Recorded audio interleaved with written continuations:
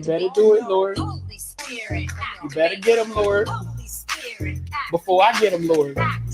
Hey. Holy Spirit, activate. Oh no. Holy Spirit, activate. Holy Spirit, activate. Okay. Activate. Hey, hey. They say I ain't saved because I cuss a little bit. But you're the only judge that I need, and that's it. They always in my business because they say I backslid. They read the Holy Bible, but they ain't applying it. So Holy Spirit, activate. If you do it right now, that would be great. I ain't trying to smack this chick in the face. Don't you see me down here trying to change my ways? So Holy Spirit, activate. You better do it, Lord. Holy Spirit, activate. You better get them, Lord. Holy Spirit, before I get them, Lord. Activate. Hey, hey, hey.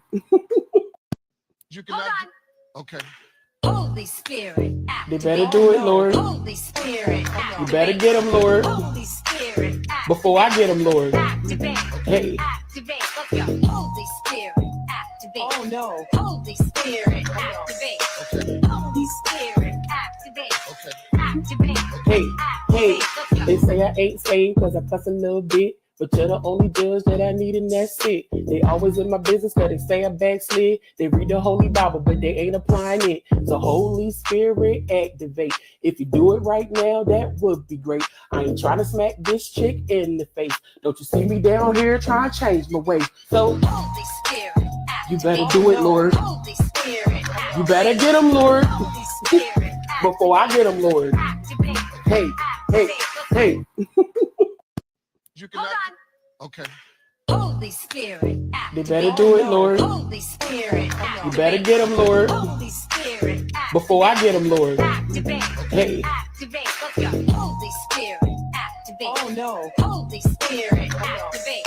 Okay. Holy Spirit, activate. Okay. Activate. Hey, hey. They say I ain't saved because I cuss a little bit. But you're the only judge that I need, and that's it. They always in my business because they say I backslid. They read the Holy Bible, but they ain't applying it. So Holy Spirit, activate. If you do it right now, that would be great. I ain't trying to smack this chick in the face. Don't you see me down here trying to change my ways? So Holy Spirit, activate. You better do it, Lord. Holy Spirit, activate. You better get them, Lord. Holy Spirit, before I get them, Lord. Activate. Hey, hey, hey.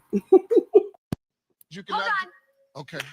Holy Spirit, activate. They better do it, Lord. Holy Spirit, activate. You better get them, Lord. Holy Spirit, activate. Before I get them, Lord. Activate. Hey. Activate. Holy Spirit, activate. Oh no. Holy Spirit, activate. Okay. Holy Spirit, activate. Okay. Activate. Hey, hey.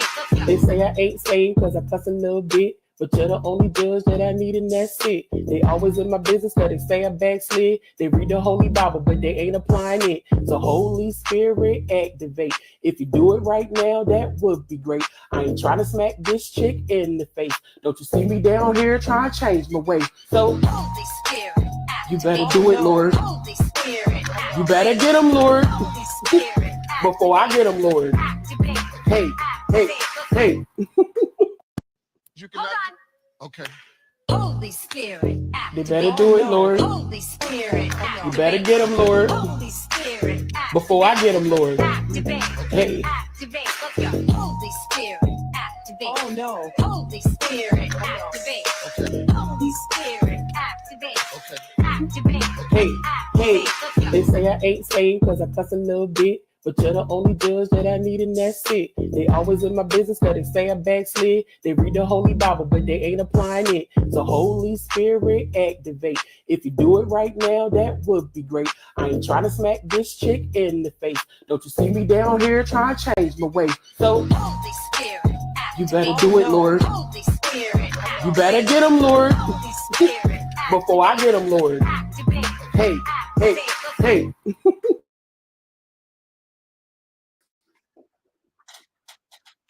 Hi. Can you all hear me? Can you all hear me? And I'm oh girl. Make sure I got my notes, girl. It's a lot. That was a lot. Okay. Welcome back to my show, the Shine Everywhere Show. Please hit the like. Okay. Please hit the like. Please hit the like. No, we can't talk about Jay-Z real fast. No, not at all. Not at all. One, I don't know what's going on. Two, my title say Marcus and Chris Stokes. That is who we'll be discussing. If you want to hear about Jay, you can always go listen to The Hag. I don't know, because I'm sure there's news about him. She's somewhere lying. So yeah, talking about some I told you, although you got redacted. Hilarious. So to LeBron, what did LeBron say? So it's all of y'all tell me shut y'all out. I'm Ron said. Ron said. So I said, Colton Pondering says, yes, John Jay-Z is named in the Silver Suit Breaking Bad. Yeah.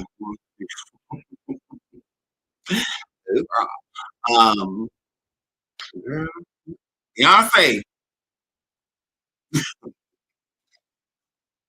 Hello.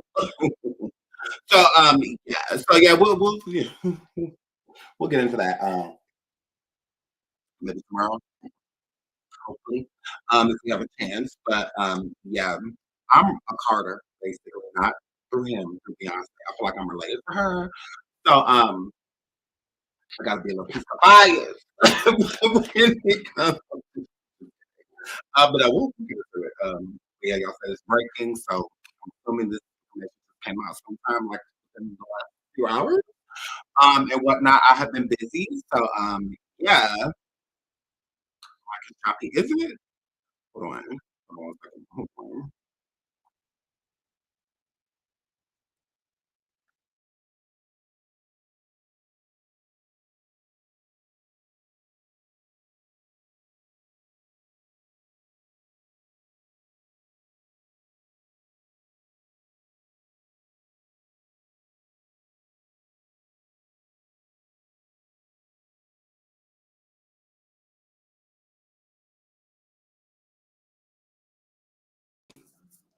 I just needed to clear some things up.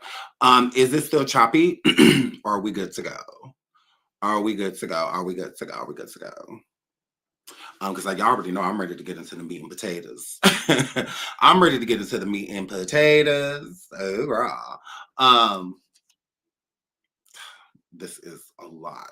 Okay, and I also have a lot of information to back why I'm about to cuss out Marcus, okay, and Chris Stokes. All right, I'm about to cuss both of y'all out because both of y'all, to the highest degree. Miya Houston. I was trying to hold my judgment for her. Like give her a couple years and then, kind of see where she's at. But as far as I'm concerned, Miya, you're no different. Like Miya, you're a horrible person. Like I don't like you. Like the jury's in. The jury is in, and I don't like you, Miya. Miya, I don't like you or y'all kids. I don't like y'all kids.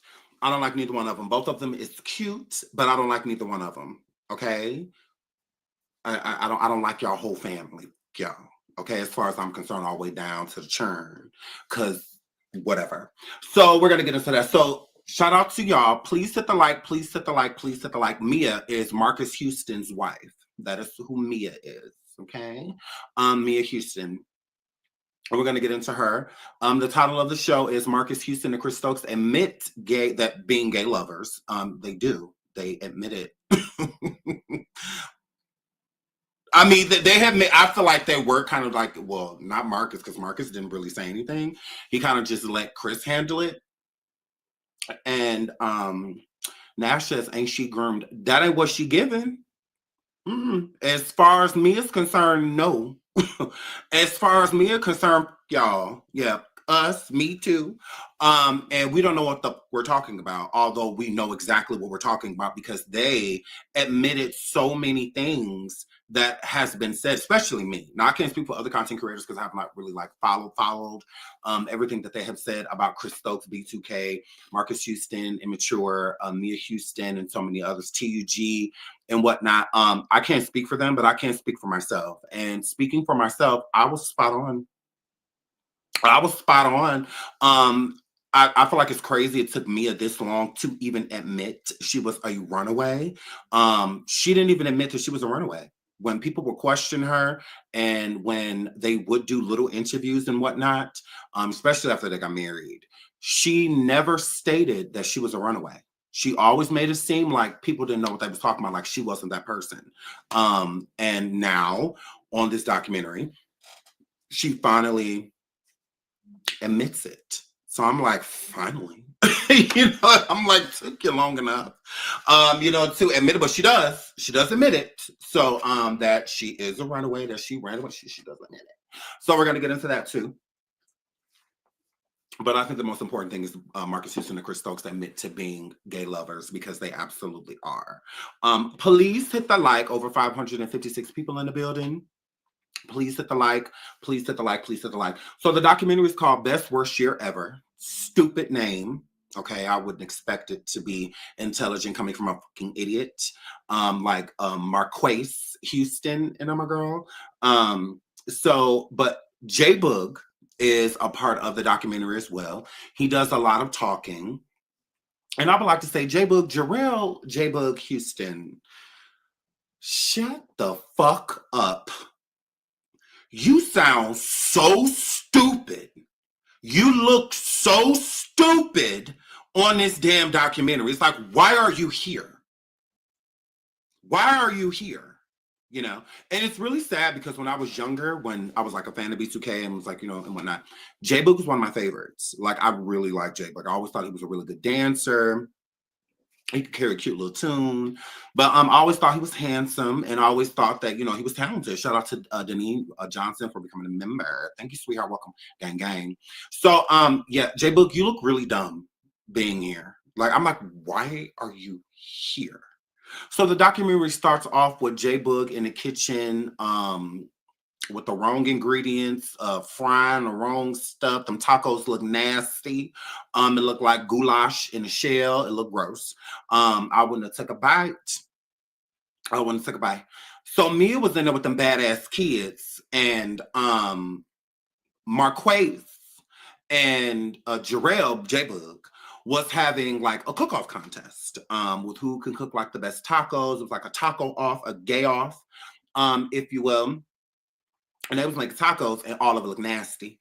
So I wouldn't put none of that in my mouth, and I'm like, oh, even if I was starving, like I would not have eaten that, but they did. So yeah, that was gross.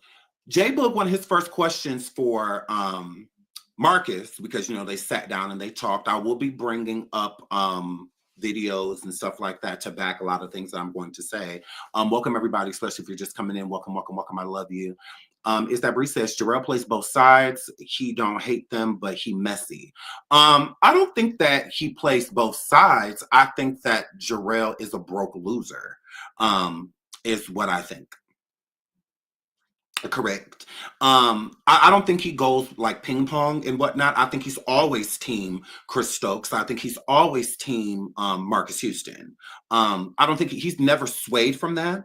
Besides when the group first broke up, Jarrell J Boog never said anything negative about them. And then once Chris Stokes did Damage Control with B2K and brought Lil Fizz and J Boog in, for like little side deals just to basically get them to shut up after the group broke up, because he kept Amarion, Chris, and removed the rest of the group members because where can you watch the documentary? It is on Tubi.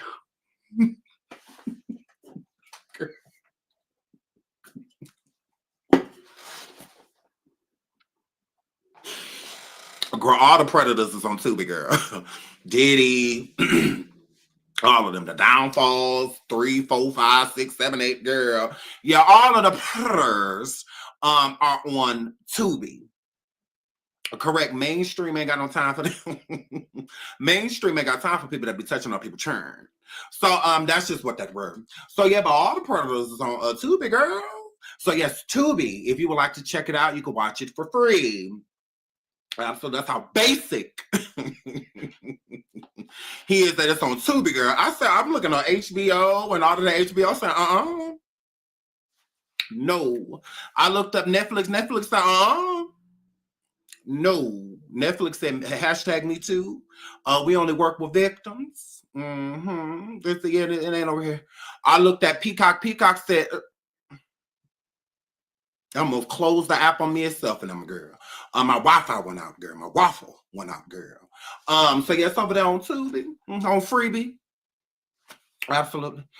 So yeah, but I don't feel like J Book does that. I think J Book has always been them because he's where the money is, where the money resides. Is where you're going to find J Bug. So yeah, and I think he's always been cool with like the other guys besides Raz B. He and Raz B have had a lot of hiccups over the past, and I think the hiccups is because Raz B did not shut his mouth. Raz B talked, and that was a problem for J Book, and I feel like J Book still holds a grudge against Raz B for speaking and saying what happened. What is it called? It's called Best Worst Year Ever. Ain't that a dumbass name? So stupid. I'm like, what are you talking about? Like, are you talking about 2022, 2023, 2024, 2022? Like, what are you talking about? Because your life is hell. So, like, what are you talking about? But yeah, so the title is stupid. It's really stupid. So yeah. So J Book says, because he asked Marques a question, you know, they're sitting down. And J Book says, do people ask you if we are really cousins? So J Book is saying it because like a lot of people, I guess, when they see him, they'd be like, hey, are you and Marques Houston like really cousins? And I'm a girl. And they get this question because they're fucking liars. They absolutely are. When B2K first came out, Chris Stokes had them lie and said that they were all little brothers of the group IMX. Correct. They said that Omarion was Marques Houston's little brother. That Raz B was Chris Stokes' cousin, which is true. And that Jarrell was LDB's little brother. And that Fizz was Romeo's brother and from the group IMX, and also Janae's cousin, right? So, not the burlesque in the chat. Hey, Chris Burlester Stokes, bitch. Hey ho. So yeah, because you wasn't this froggy when you and I were DMing each other. Do you want me to put those DMs back up? I'm gonna keep running my mouth, ho. I love trolls. And I'm like, do I need to pull up the receipt? Because you wasn't this frog when I was in your DM when you was trying to sleep with me. Caress. Chris, don't act like you wasn't trying to fuck me. Chris, do not act like you was not trying to fuck me. Chris, you were trying to fuck me. You don't remember that?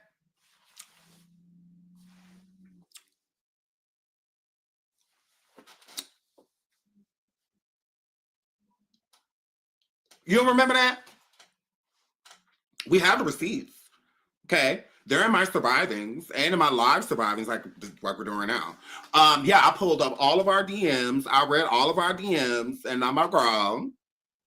And I'm a girl. Now, when I pop up, don't say anything. How can I? When I be dead? Corpse speak now? Or like what? Like, you can't talk if you're dead.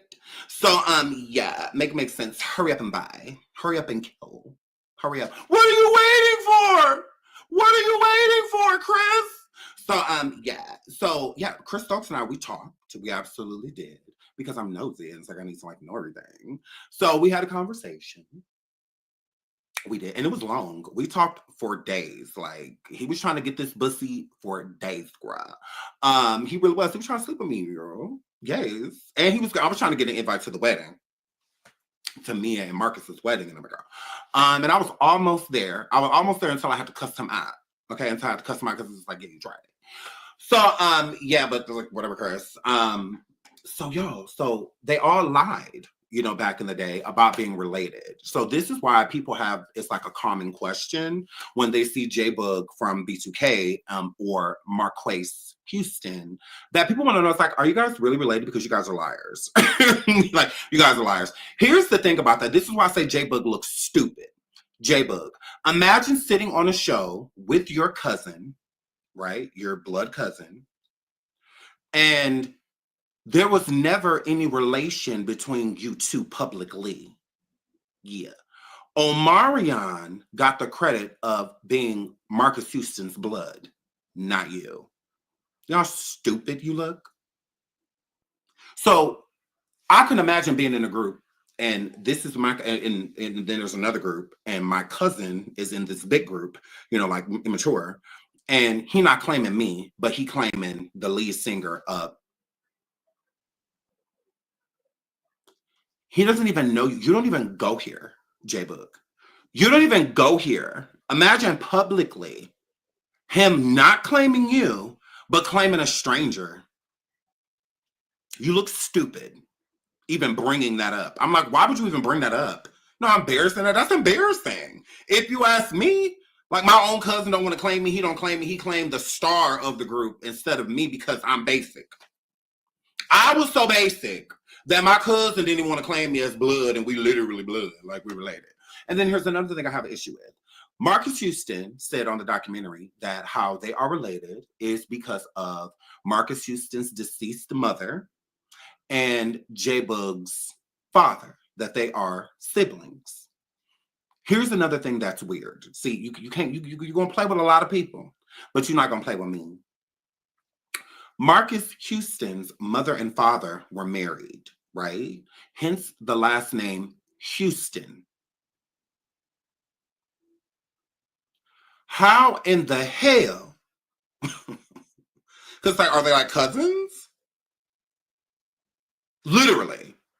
Because Marques Houston's mother, her maiden name would have been Houston if her brother is or sibling, if her brother is Jarrell's father, J-Bug's father. Okay. They're all their last name is Houston. So how is your J-Bug father last name Houston when Marcus's last name is Houston because he was married into it? So his mother and father got married. He was born, his last name's Houston. So wouldn't Marcus's mother's last name already been Houston? I'm confused. I'm like, I thought that they were related because of Marques Houston's father, because that's what they said back in the day. Back in the day when they finally came forward and said that J-Bug and Marques Houston were cousins, they said because of his father, because Marcus's father, which his name is Michael Houston. So I'm like, wait a minute. Yes, Marcus's mother is a piece of Puerto Rico. Yes, she's a little piece of chalupa, and not a half. I think she half Selena Condensentes, correct. Yes, she is half Quinceañera. She have Quinceañera. And I found that weird. I was like, that is so weird. So your mom's last name was Houston. So then I looked that up, and his mom's last name wasn't Houston. Her maiden name wasn't Houston. She became a Houston because she married one. I'm like, okay, wait a minute. I'm like, so how are y'all related again? It gives y'all not. It gives y'all aren't cousins. Y'all are just some lying weirdos, is what y'all are. Because that still does not even make sense. Like, if she was already Houston, weird. But moving right along. So Marques said when he was younger, his siblings called him, they said that he was the milk man's baby, because they were lighter than him, and which I don't see that with his brother. What is his brother's name? Brandon Houston, because he's melanated. The sister is beige, Brandy. The sister Brandy Houston, she's beige. So I was confused. I'm like, why would they say that about him? But yeah, they said that You know, he was a milkman baby, that he wasn't related to them because he was dark. Literally. Literally. I said, so was the milkman black? Or like what? Hello? Hello? Marcus, I don't like your family. I don't. I hate your sister Brandy. And I also hate your brother Brandon. Absolutely. I would have to say maybe Marcus Houston mom was creeping. God rest your slutty soul, girl. It does give you a piece of a skank, girl. Because Brandon and Brandy, both of their names start with B. Mm-hmm. Michael, which is Marcus's father, his name starts with an M. Mm-hmm. Yes, there was a lot of colorism going on, and y'all wonder why Marcus is with a beige as we speak. But he want his kids to be dark, is what it gives. So I was wondering, I'm like, okay, well, why would you start? Because when you start that, because that's how it is with my children. All of my kids' names start with a T. All of them, right? We did not stray away from that. Every child we has, their name start with a T. So clearly Marcus's mother was a fan of like B names and stuff like that because Brandy and Brandon, which I think Brandon's the oldest, then Brandy, and then Marcus was born. Now the kids, his brother and sister, always said that he was a milkman baby. So was he? Was he? Marcus, is Michael your father?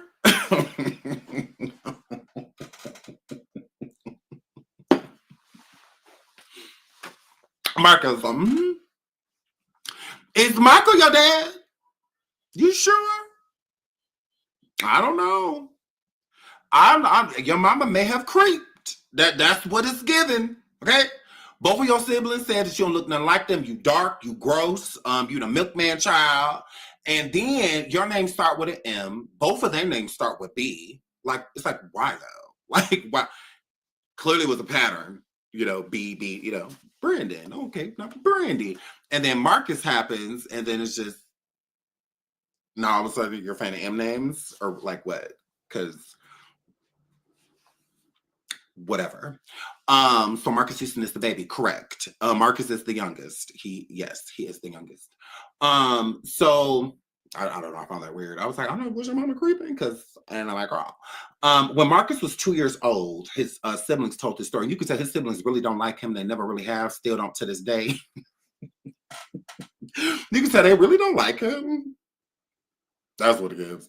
But when he was 2 years old, that's another reason I feel like maybe he is the milkman baby. Because when he was 2, they had drove past this fat burger. And then on the way back to the house, Marcus said, Mom, because he was 2 at the time. And Marcus said, Mom, I want to stop that fat burger. And then the mom was just like, look at boy, basically like, boy, I ain't got no money. We ain't stopping there. We're going to the house. So then they get to the house.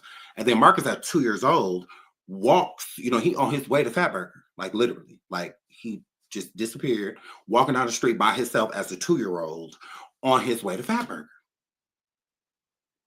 I was like, oh my goodness. So Brandy thought that was a story to segue into like, Marcus has always been like independent. No, it sounded like your mom was an unfit.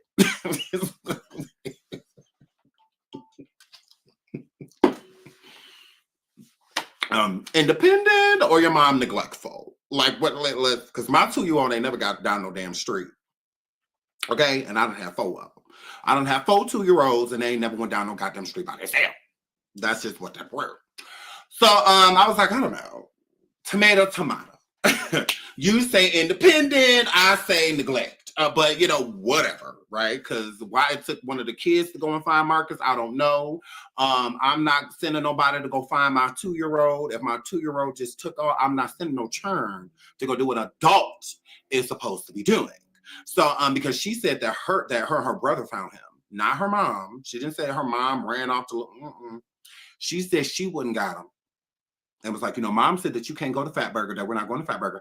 And Marcus was like, man, I don't care, So I want to go to Fatburger. I said, oh my God. I was like, oh, whoa.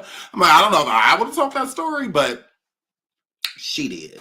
So that was very interesting. I was like, yeah. So he's been being neglected. Y'all been just leaving him out to the wolves.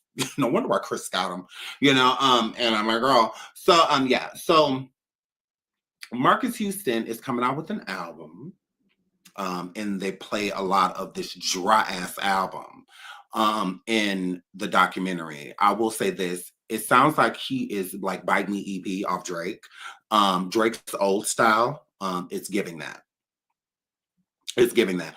When they're playing the music, I'm like, is that Drake? I was like, who? But it sounded like old Drake, not like Drake now, So I was just like, ew. I was like, thief. Like, girl. Yes, we know about Jay-Z, and I'm not into my life to talk about him. He has never been that important. Yes, we're talking about Marques Houston and Chris Stokes right now. There's plenty of other people talking about Jay-Z. I would say please go and watch them. Not going to avert to talk about Beyonce husband. Yeah, so yeah, we heard, and we'll talk about it in the next live or the live after that. We will not avert our attention to Sean Carter again. He's that important in the Carter household. My last name is Lewis. So yeah, so I found that weird. And then I feel like I'm like, is Drake gonna like, because if I was Drake, I would sue him because he literally like steals Drake's style. Like the whole thing, like it's like a baby Drake is like what he sounds like. So I found that to be off-putting. I was like, oh, that's so weird. Marcus gets into talking about when he was going to go audition for Sister and stuff like that. He said that he wanted to steal the show like Urkel did.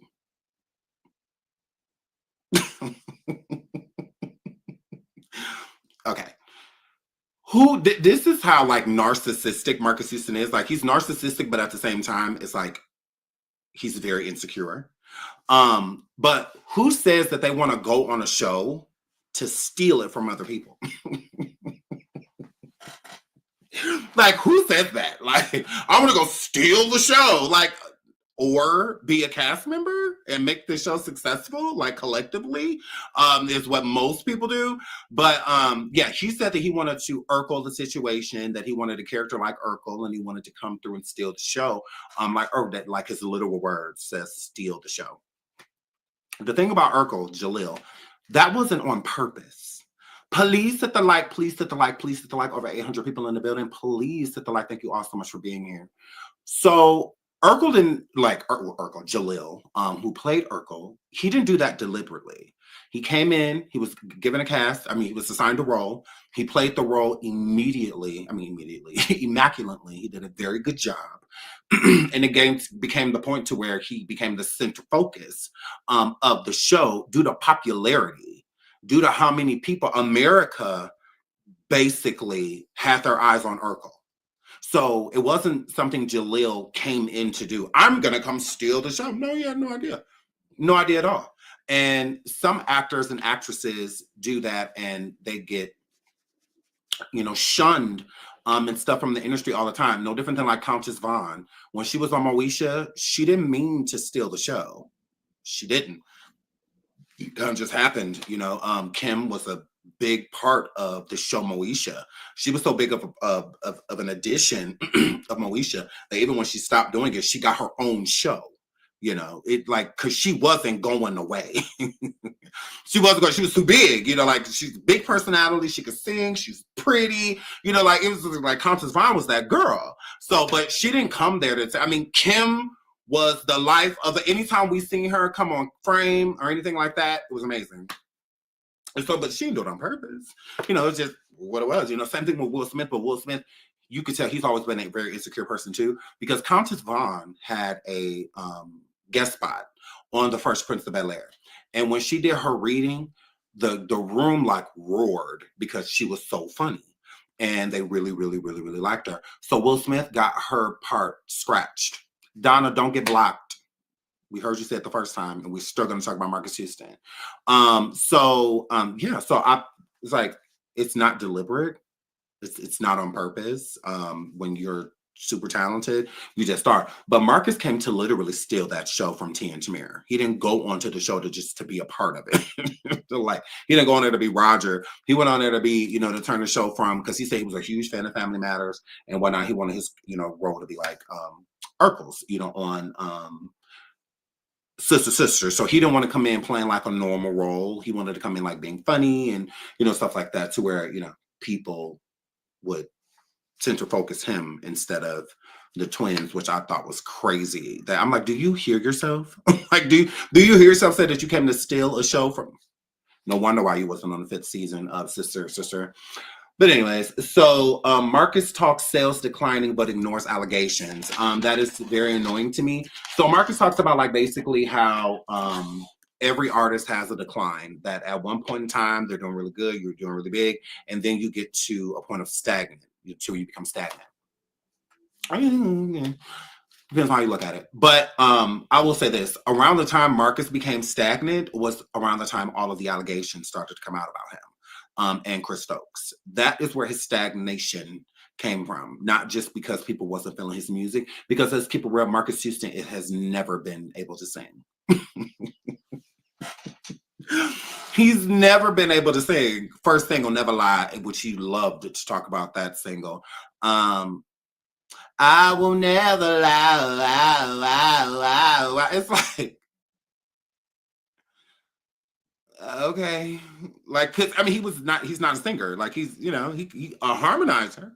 I would say he could be like, you know, like the J Boog or Raz B, you know, like in a group to where he harmonizes with the group, but not a lead singer. He was more so of a like gimmicky, because that's what, you know, when a person says it's just a phase, that's what they were. Immature was a phase. Being honest. They were a phase. They were fun. You know, they you know, that's just what that were. You know, carry a cute little tune, but not like a Drew Hill or anything, like Another Bad Creation, because they even compared themselves to Another Bad Creation. They actually had singers in the group. Like, don't get me wrong, they were more so of like a vibe, you know, but the boys could actually sing, you know. But when it came to Immature, no. LDB, no vocals. Romeo, no vocals. And same thing with Marques Houston. Y'all not talented. Talented is like the Jackson 5. When Michael sang, that was singing. that was singing, and he was a kid, you know, sounding like that.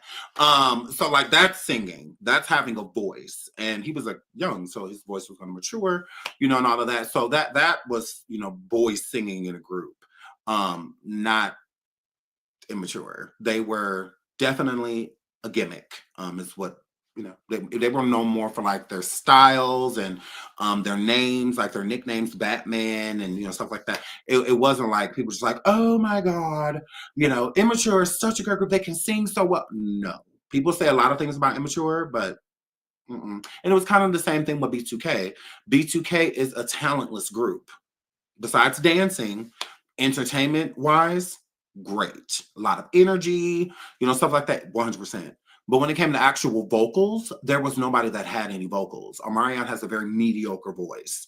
I think Omarion has a nice tune. I think he carries a nice tune, but he's not like musically gifted. Not at all. And Versus definitely showed y'all why I think that. Him up there with, was it Mario? Yeah, Mario. Mario can sing, you know, so it's different with somebody that want to like, no, we want to hear you sing. Chris Brown can sing. Marques Houston don't have the vocals to like belt it out, but he can carry a tune. But he's no like singer. Like, let's keep it real. You're not putting him on the stage with Tank and he drowns Tank out. No, you're not putting him on the stage with Genuine or Tyrese or nobody like that, and he gonna drown them out vocally. That's not happening. You're not putting Marques Houston up there with Mario and he drowns Mario out vocally. It's not happening. So I'm here for it. So like, or please. So I found that hilarious. So Chris neglects that he had a first group, okay? And I think that that's really weird that he never talks about the group. Immature came after the group Next Issue. Next Issue was also 4 boys. Once again, boys, is all what he liked to work with. were 4 boys that were in Chris's group, and he had found them a deal, basically. Well, was getting them a deal. And they ended up going with different management. And with that happening, Chris Stokes was so hurt by the group next issue leaving him that he decided to create Immature. Okay. So if you look, even if like go Google and whatnot, it is really hard to find anything on Next Issue, which is weird because Next Issue signed with a whole nother label. So if they sign with another label, like why don't we see anything, hear anything of them? And I believe it was the same thing that happened with Half Pint, which we're going to get into that too from Immature. So I think it's really weird that he doesn't speak on them because of the reputation that Chris Stokes started to garner at a very early in his career. So himself and his sister Juanita,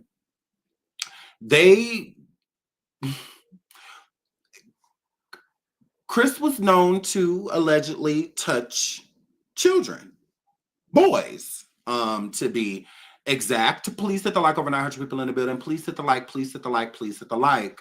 So yeah, so I think that, okay, I'm gonna just break it down. The group Next Issue was not the only group that Chris Stokes does not speak of. He also tried to put other male groups together and male solo acts together too, right?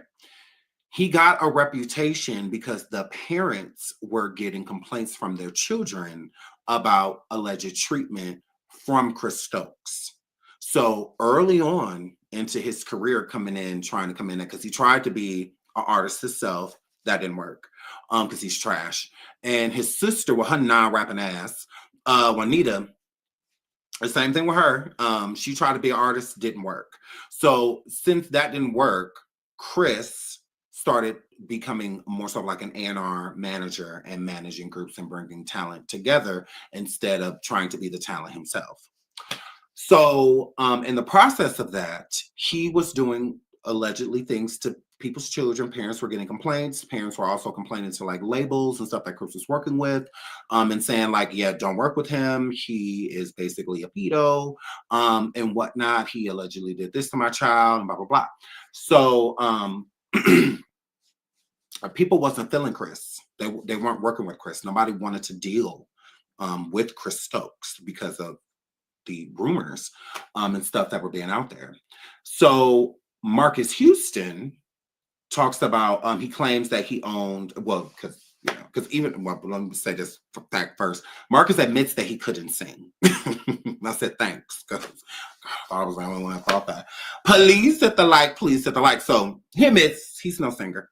And Marques says that he and Chris Stokes are owed more credit in Hollywood because they've done so much for people, brought so many people on into the game and blah, blah, blah. So I'm just like, yeah, gross. You didn't do any of that. You didn't do any of that.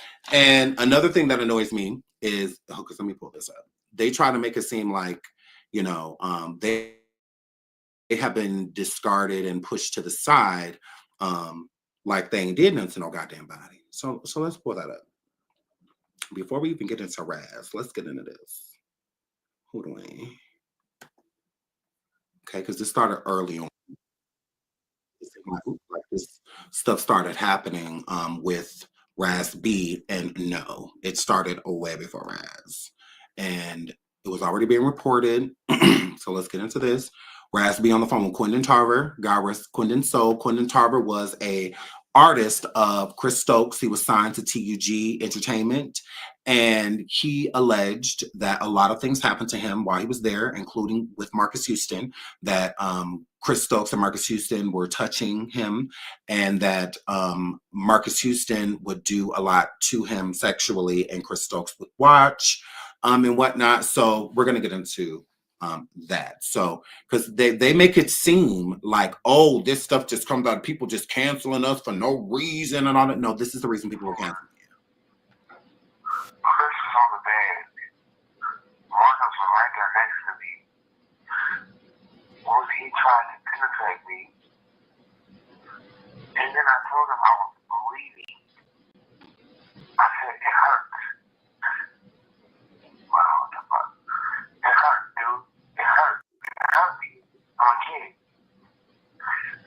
was like telling me that it's okay. So I was like, okay, it's okay. You put a dick in my booty hole, bro. And fuck me, my nigga. He's talking about Marques Houston. He said that, Chris told him, like, and Marques, hey, it'll be okay, just. And Chris watched as Marques Houston did this to him, but by Chris's command. Chris told Marques Houston to have sex with Quindon Tarver, whom was a teenager at the time. That this was happening. And this at the time, Quindon was on tour with Immature. He also had a hit song. Quindon was an amazing singer. He had a hit song. He was doing interviews with Immature. He was doing TV shows with them. They were performing together. And Immature is in his videos. All of the group members are in his videos. And yeah, and Chris Stokes directed like a freak off, just like Diddy. Girl, this is a freak off. What Quindon is mentioning here.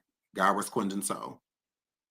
With Chris laying on the bed, watching with the big ass polo, teddy bear, and the big ass pillows on the bed,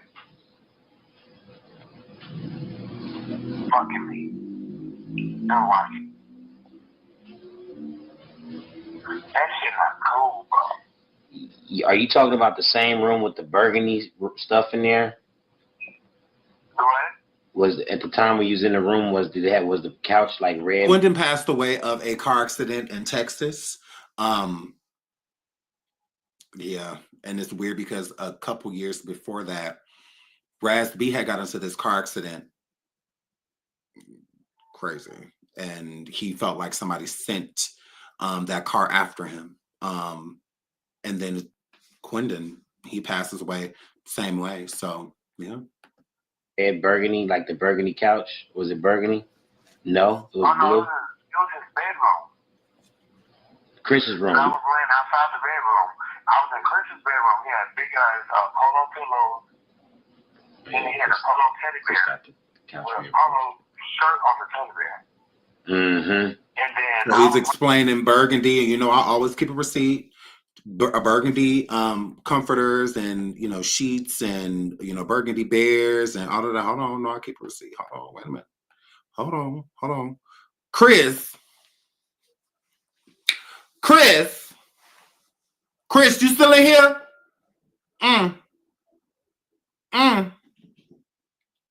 Burgundy. That's why I call you the burlester. That's why I call you that, bro. That's why I call you the burlester. Yeah. So the same things that he's explaining right now, the colors, all of that, here is Immature as teen boys in Chris's bed. This is Chris's bed. Are you talking about are you talking about that wooden bed Chris had, that real high wooden bed? Yes, nigga. Yeah, I know about that bed. Hey, on the side of that bed, on the left of it, was it that little glass jar with the change in it and the little like futon? Oh my God. Was there a little? How do you know about that? Because you were younger than me. Huh? How do you know about that? I said, how do you know about that? You were younger than me, so how do you know about that? Quindon, I'm trying to tell you, I walked through the same thing that you walked through. That first time that Marques ever put his dick in my booty was in that room too. Correct. So the room at the time, it was a wooden bed that was being used, and to the side there was a futon and whatnot. But Chris is known for burgundy. Everything is burgundy. Everything. Even when he had like B2K playing with each other in the hotel room, they all had on burgundy sweatsuits. And it's just something with him in the color burgundy, 100%. But these allegations with Quindon came out like in the 90s.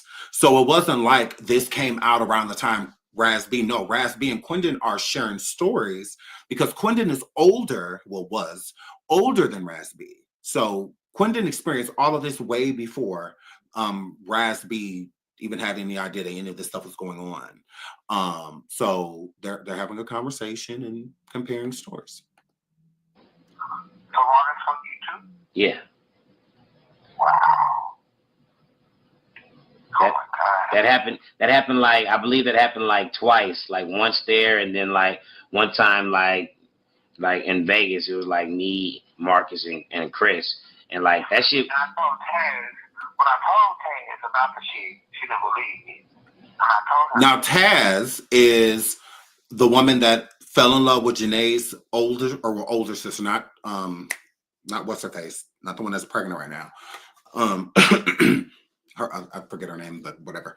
But anyways, so Taz was Chris's business partner at the time, and she is currently still managing Janae Aiko to this day. She's still her manager, and Taz is just as evil as Chris Stokes. They are the same amount of evil. What I don't like about people like Taz and Chris Stokes and Marques Houston, they feel like because they stopped doing something that they shouldn't have to pay for what they did.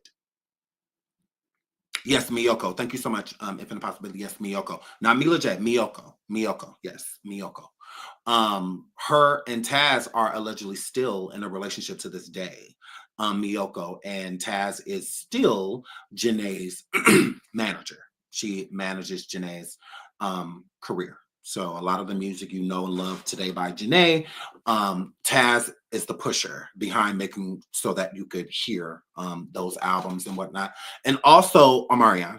Taz has worked with Omarion. The song Supposed to Be, featuring Janae Aiko and Chris Brown. That song blew up because of Taz. She was the main person behind it, pushing it, making it go viral so that everybody heard it, and then it was at the top of the charts and all of that. So so she works with Omarion as well, still to this day. So Quentin states that he told Taz, because he confided in her about what happened to him with Marques Houston and Chris Stokes, and Taz did nothing. Why would she, when she was allegedly doing the same thing to men and women? Yeah. Raz states that he lost his virginity as a teenager. He lost his virginity like to a woman, to Taz. Mm-hmm. So why would she do anything if she's doing the same stuff? It's like telling a monster about a monster. They're partners in crime, literally. So it's like she's doing the same things he's doing. So why would, Taz do anything? She's just as guilty. I said he has a black mole on his left nut. You talking about Chris's dick? So here's the thing. Both of them state this about Chris, that he has a mole, on his balls, on by his peen, and whatnot, and that is allegedly a fact.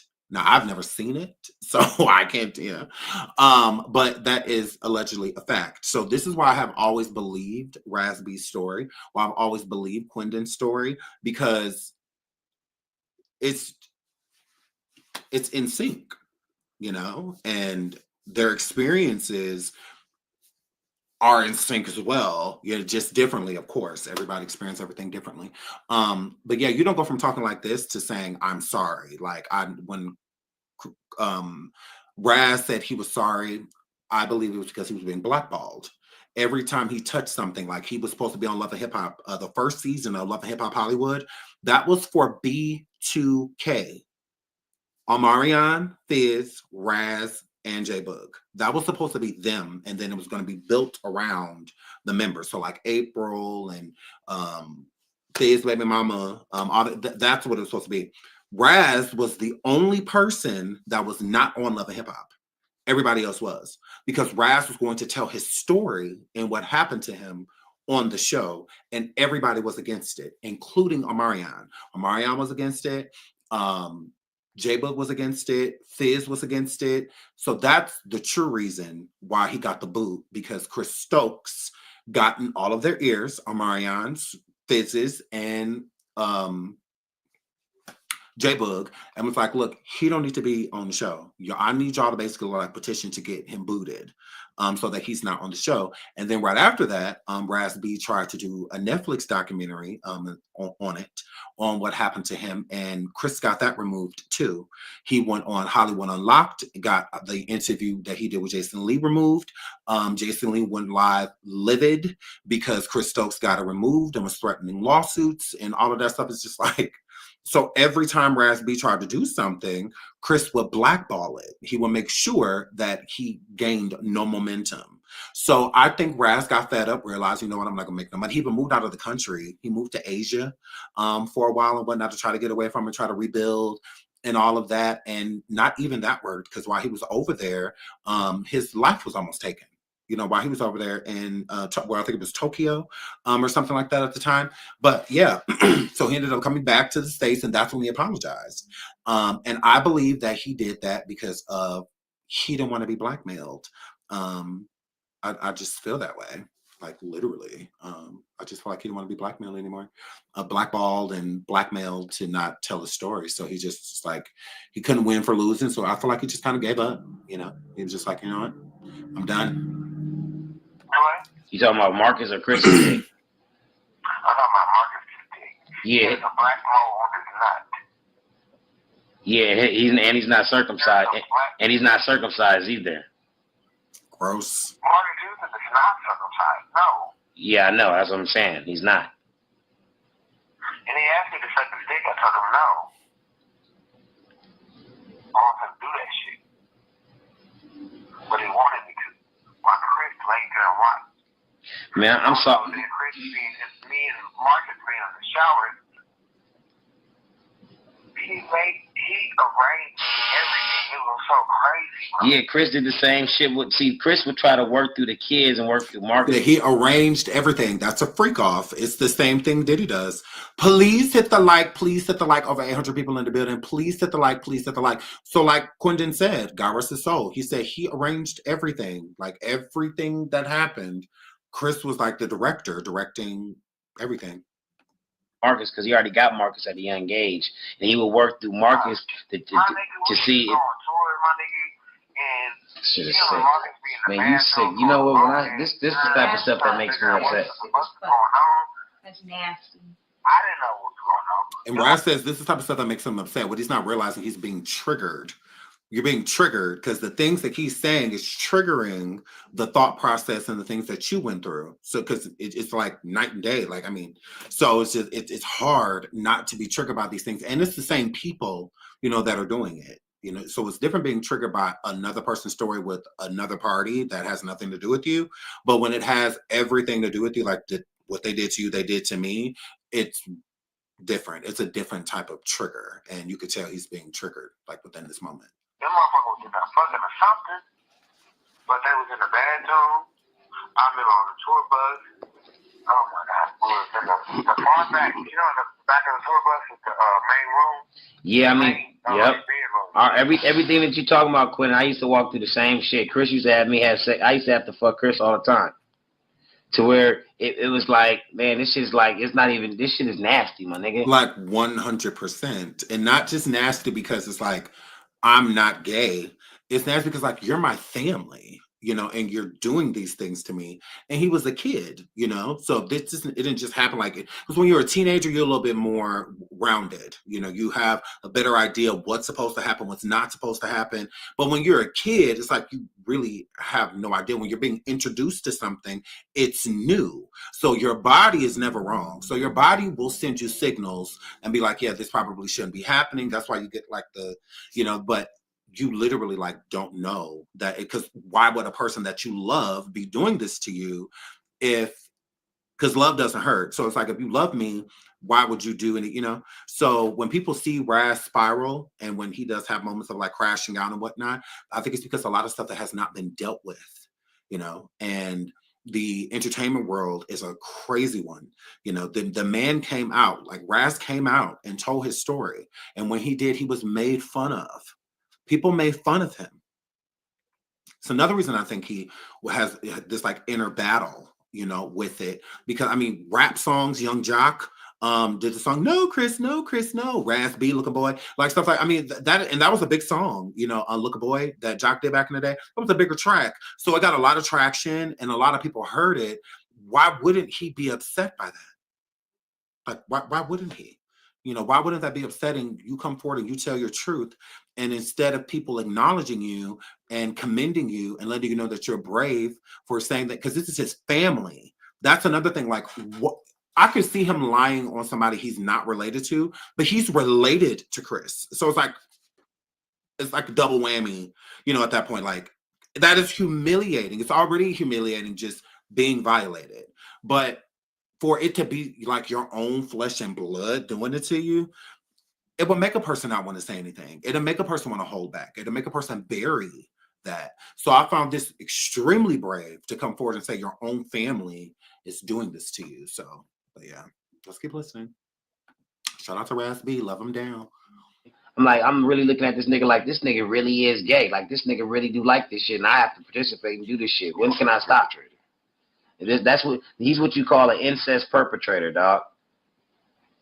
Someone that's close to you, that's like a father figure that will just fucking straight mislead you and take advantage of you. Got platinum plaques and tell you you're not gonna do this if you're not gonna do this. You can't be here if you don't do this. And well, this is certain level, and I don't know where the fuck my mind was. You know what I mean?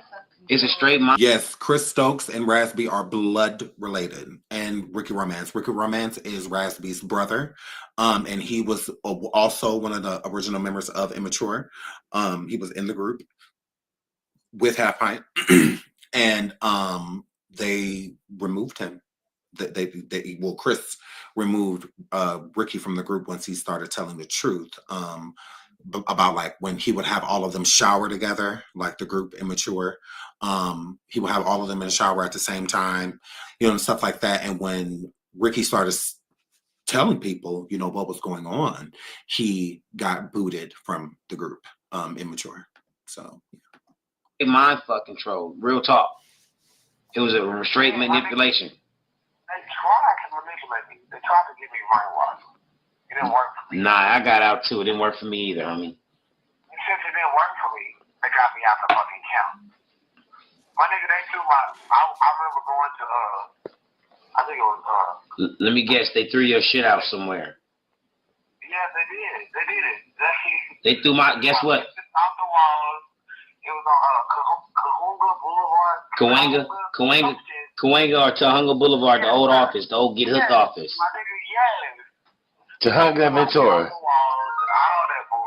Literally, like, threw the boys' stuff out like crazy. And he did the same thing to B2K when he took Amarion and left all of the other members high and dry. He did the same thing. So when Marques is stating in the documentary that, and he making songs about it even, like, oh, the industry owe us so much, we done did so much for the game, blah, blah, blah.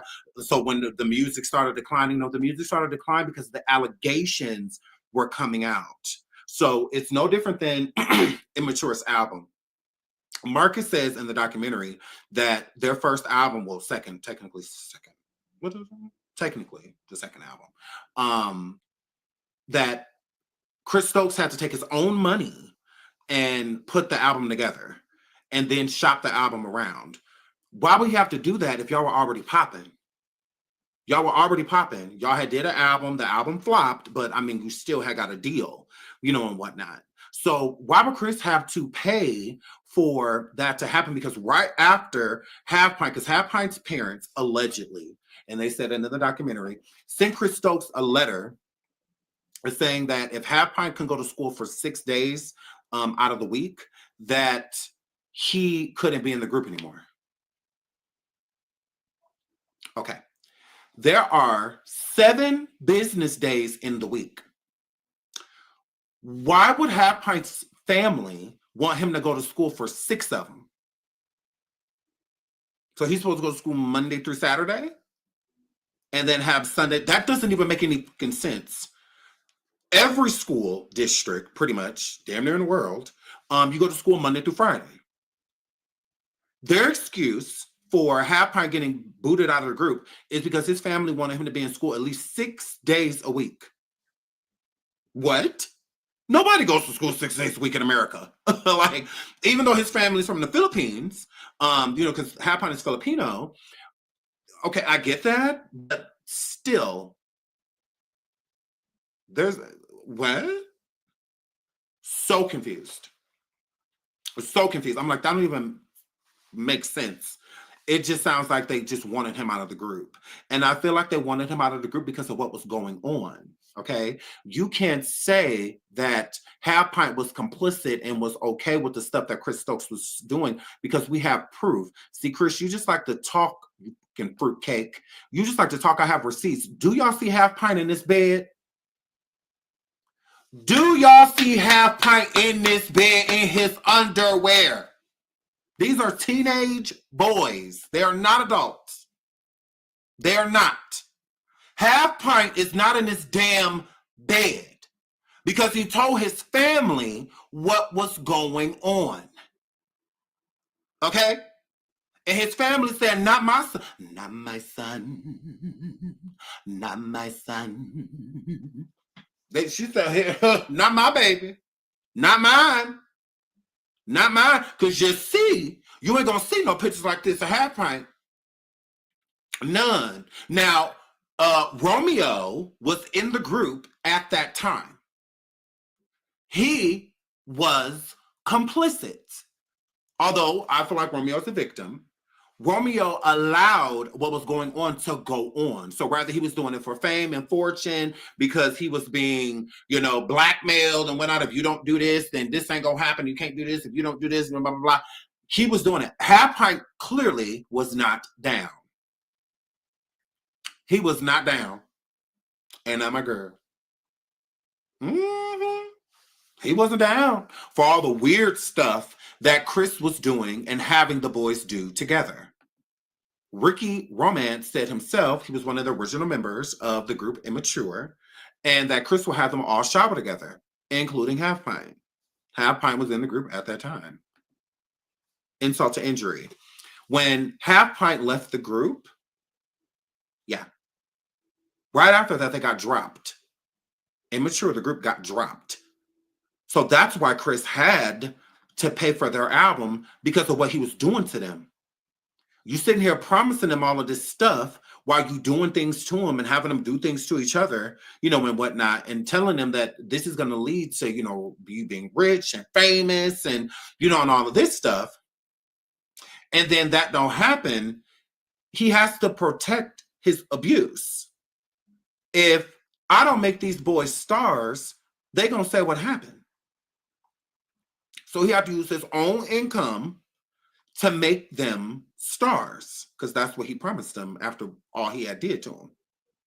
Now, when Chris was trying to shop around the album that he had put together for them, the reason he couldn't get a record deal for the boys was because of his reputation.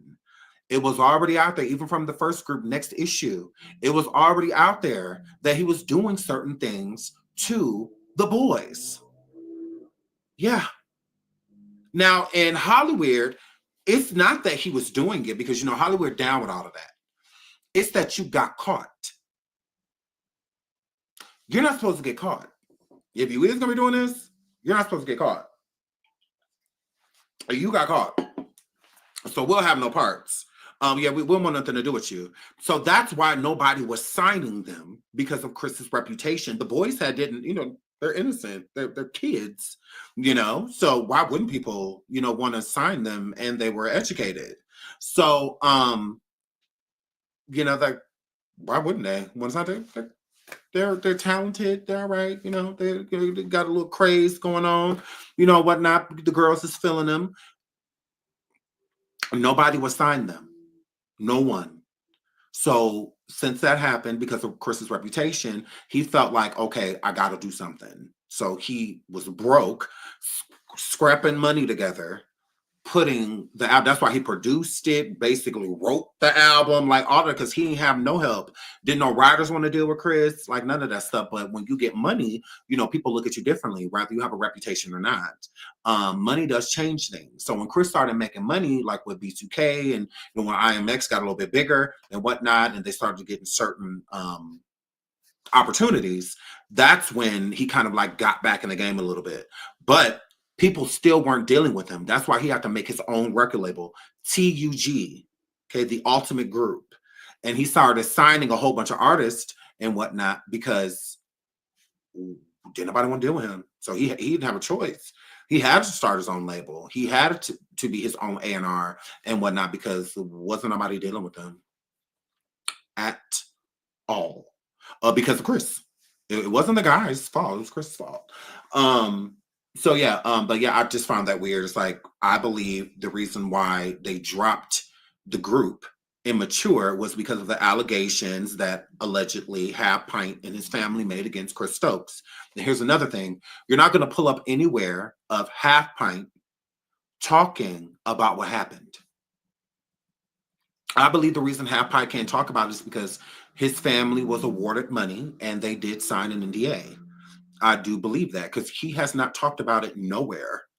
When you hear that Half Pint's family removed him from the group, that comes from Chris Stokes, from all the way back then.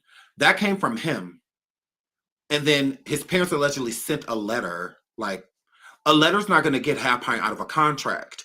If Half Pint was in a contract, it don't matter whether he was going to school 3 days out of the week. You're not just pulling him from the group unless you're going to pay me what you owe me.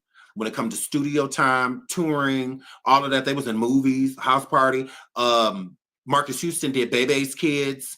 That's why I said they were popping. So it was weird that nobody would want to sign them, because they had a lot of momentum, behind the group, like they were making moves, it wasn't like they were like mediocre. No, they're actually a household name at that point, Immature.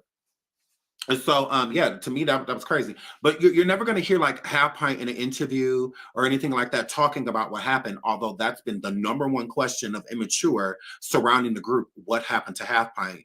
You can go type it in right now on Google, Half Pint, and the main thing you're going to see, just write Half Pint. The main thing you're going to see is what happened. You're going to see a bunch of people. What happened to Half Pint? What allegedly happened to Half Pint? What happened to Half Pint? Why did Half Pint leave? But you don't hear from Half Pint. He don't say why he left the group. His family don't say why he left the group. Chris Stokes says that he left the group because his parents wanted him in school 6 days a week, which makes no sense, because no kid, he lived in America. Half Pint didn't live in the Philippines. How did he get in a group Immature if he lived in the Philippines? He didn't. He's an American. So, and Americans go to school 5 days a week. Where are you getting 6 from? Weird. So I'm like, that's a weak excuse. And that's how you know that it's fake. It's not real. And they hurry up and skip over that. They hurry up. They say, oh yeah, Half Pint family pull him out because of school. And then they jump to the next part of the story. Like they don't say nothing else about him. So it's just like, yeah. Sean, was Fizz ever violated? Yes. According to J-Bug too. Girl, that's why I said too, J-Bug looks stupid being on the documentary. Like he don't remember this. Hold on. Girl, where that's at?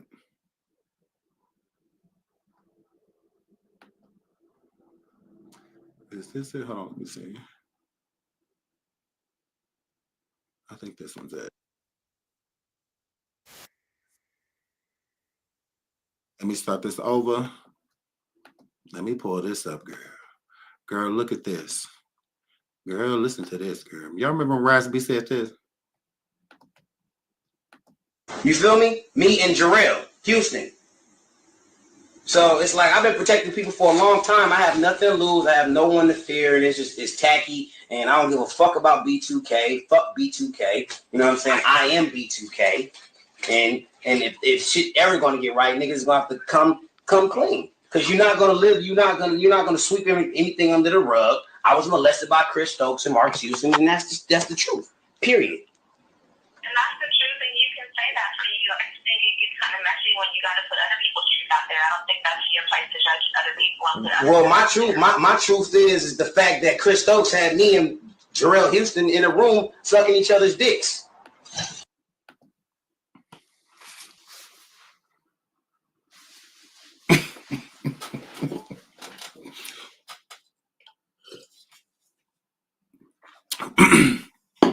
No outcome of the receipt.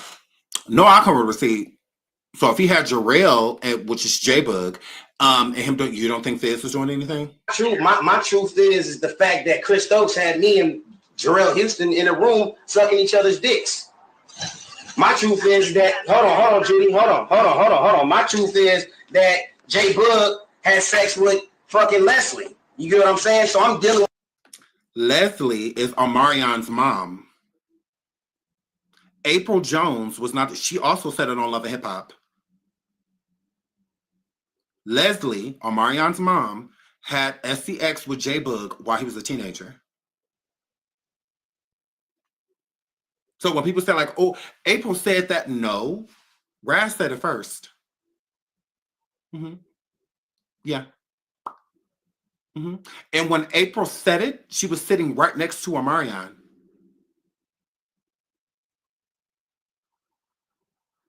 Correct. So that means Omarion told her. Pillow talking, because they were in a relationship at the time. April popped J-Bug on the Love and Hip Hop reunion. 100%. So I believe Omarion told her, not nobody else, because she said it with conviction. She said it like, you know. So, but Raz was the first person to actually come out and like say it, that J-Bug hooked up with Omarion's mom, that they had with each other. Correct. dealing with everybody's blaming, pointing the finger at me, but ain't nobody backing me. So this ain't nothing that you can do. This don't even have nothing.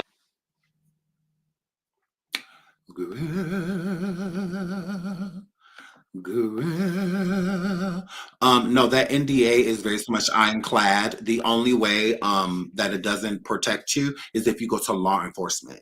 So NDAs don't protect against crime. That's it. Which what allegedly happened to Hap Hot is a crime. But if he doesn't go and report it, then that NDA is ironclad. So he can't go forward talking about it, but he can go and report it. He can go and do that. He could. Or he could sue, you know, stuff like that, which he already did, allegedly.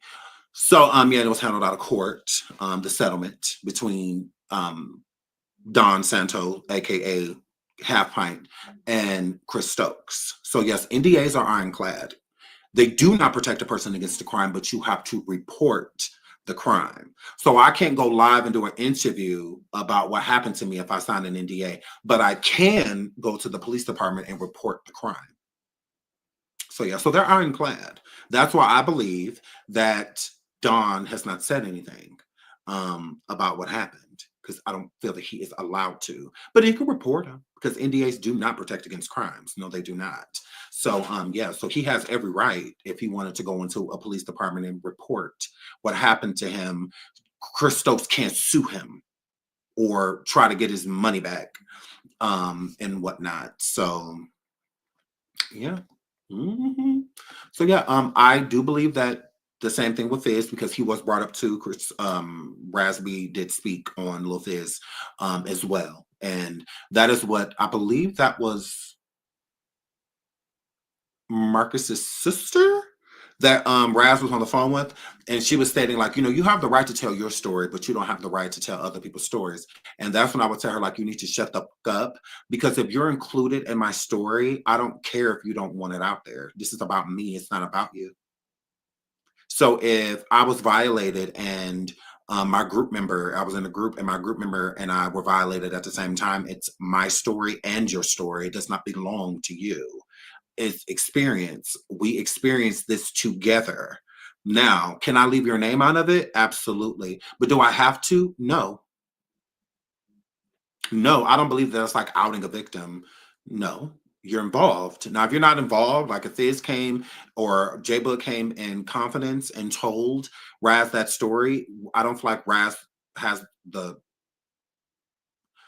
To me, it would be very foul of him to go forward and say something about it if it does not involve him. It's like, yeah, that's a violation itself. Like, what are you doing? But if he's involved, he's not violating anybody. It's not his fault that he's ready to tell his truth and, you know, try to get over, you know, what happened. It's hard to get over something that you keep suppressing. How can you get over it? You know, so they may not be ready to take that journey. And to some men that are violated, they don't look at it as a violation. They will turn it into something else so that they can have a way of making it seem as if it was like their fault, you know. So with J Book, he may not be going through the same things that Raz B's going through. You know, in J Book's mind, he may look at it like, you know, I did what I had to do to get to where I was trying to get to, and just kind of chump it up and leave it at that. You know, it may not be something that haunts him or anything like that, because he, you know, found a way to be able to come to peace, you know, with the same thing with Amarian and Fizz, but you can tell that it does affect them. It's no secret. Like, it's too public for it not to affect them. So let's get into Chris Stokes and Marques Houston being gay. So Chris says he and Marques are boyfriends and compares their relationship to Oprah and Gayle. Here's the thing. Here's the thing. Now, I know people say things about Oprah and Gayle, me being one of those people, okay? But I don't have any proof that there's anything going on between Oprah and Gayle. Another thing. No, like, one from the industry has ever came forward and said that, you know, Gayle did something to them, that Oprah did something to them, that Oprah would have, you know, certain things happen and, you know, and she'd watch, she directed, you know, these no. So it's weird that you would compare them, use them as a comparison, because if anything, they are friends.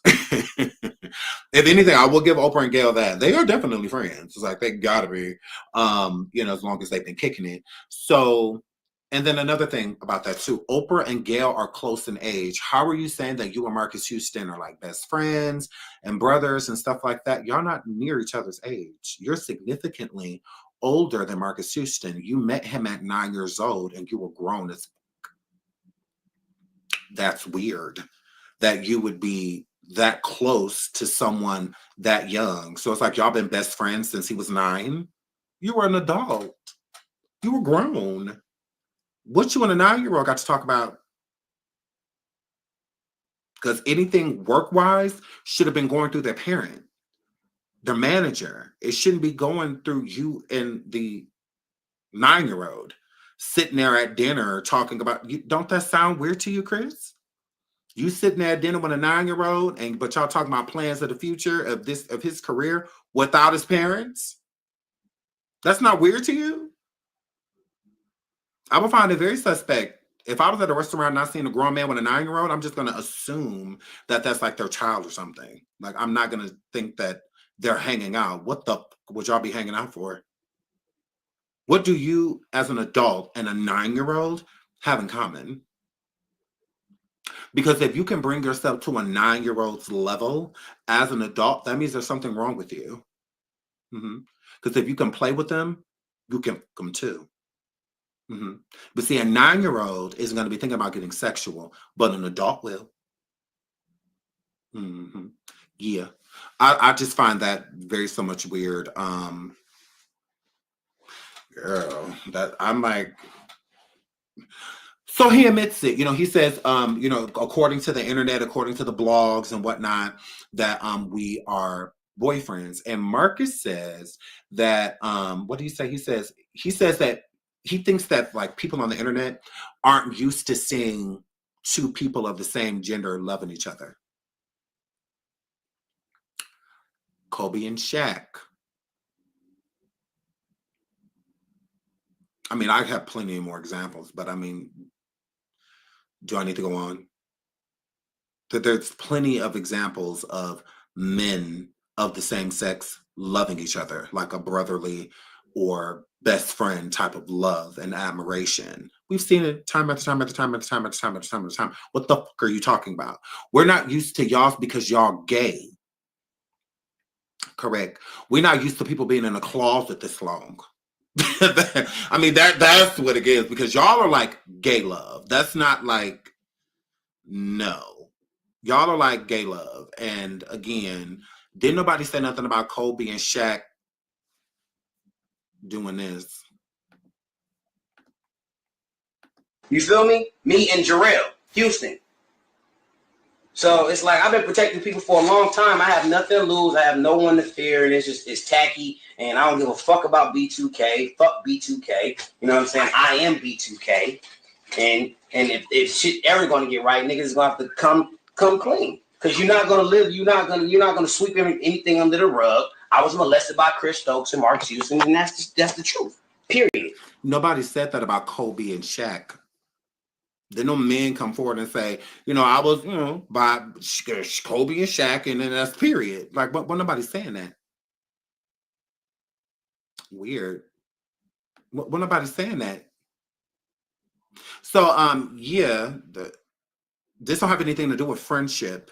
This has everything to do with y'all gay, and y'all have been dating each other since Marques was 9 years old. You started off grooming him, and you fell in love with him. You did. You fell in love with Marques. That's why you keep him so close. You love him. That's just where it's at, and y'all been like that. And although you were trying to be sarcastic,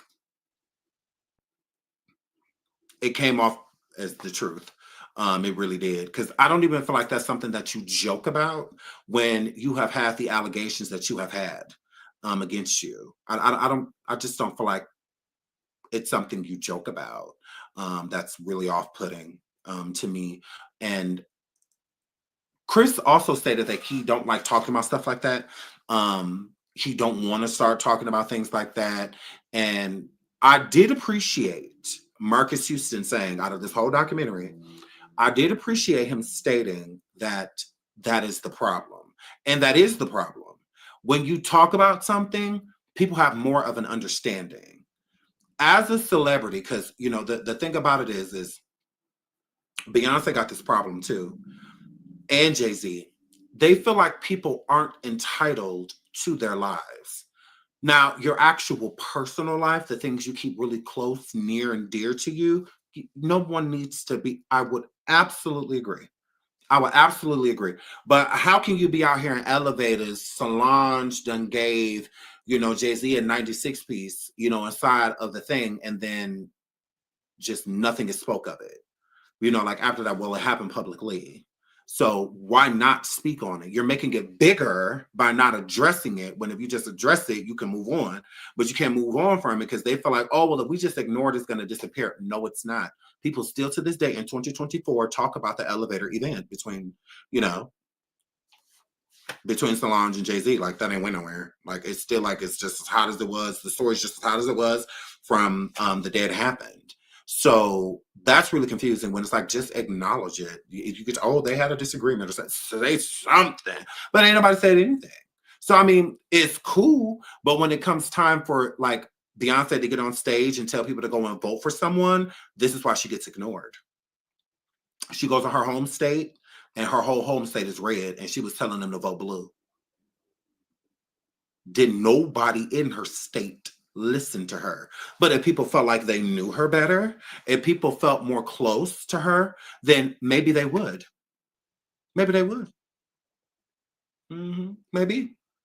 people would be more inclined to support things. It's also with her branding, her businesses as well with Beyonce. People don't know you. So when people feeling like they know of you, but they don't know you. So when it's time to sell a brand and stuff like that, good luck, because you're going to need it. Beyonce has never had a successful, thriving business besides being a singer. Other than that, House of Darion, all of that stuff came out years ago. It came and went. She's been trying to bring out perfumes and they just, because people don't know you. That's why Rihanna became a billionaire off of her branding, because people feel like they know her. Even all the stuff that happened between her and Chris Brown, and people know her. They know her. Rihanna will interview. She will talk. She's very down to earth. She seems like a fun girl. Like, everybody pretty much like loves her. Like, Rihanna's dope. Like, she seems really cool. But she shows her personality. So when it's time for her to sell something, personality-wise, just me liking her and thinking that that Rihanna's so cool, that's enough for me to just try her product out. Just at least try it.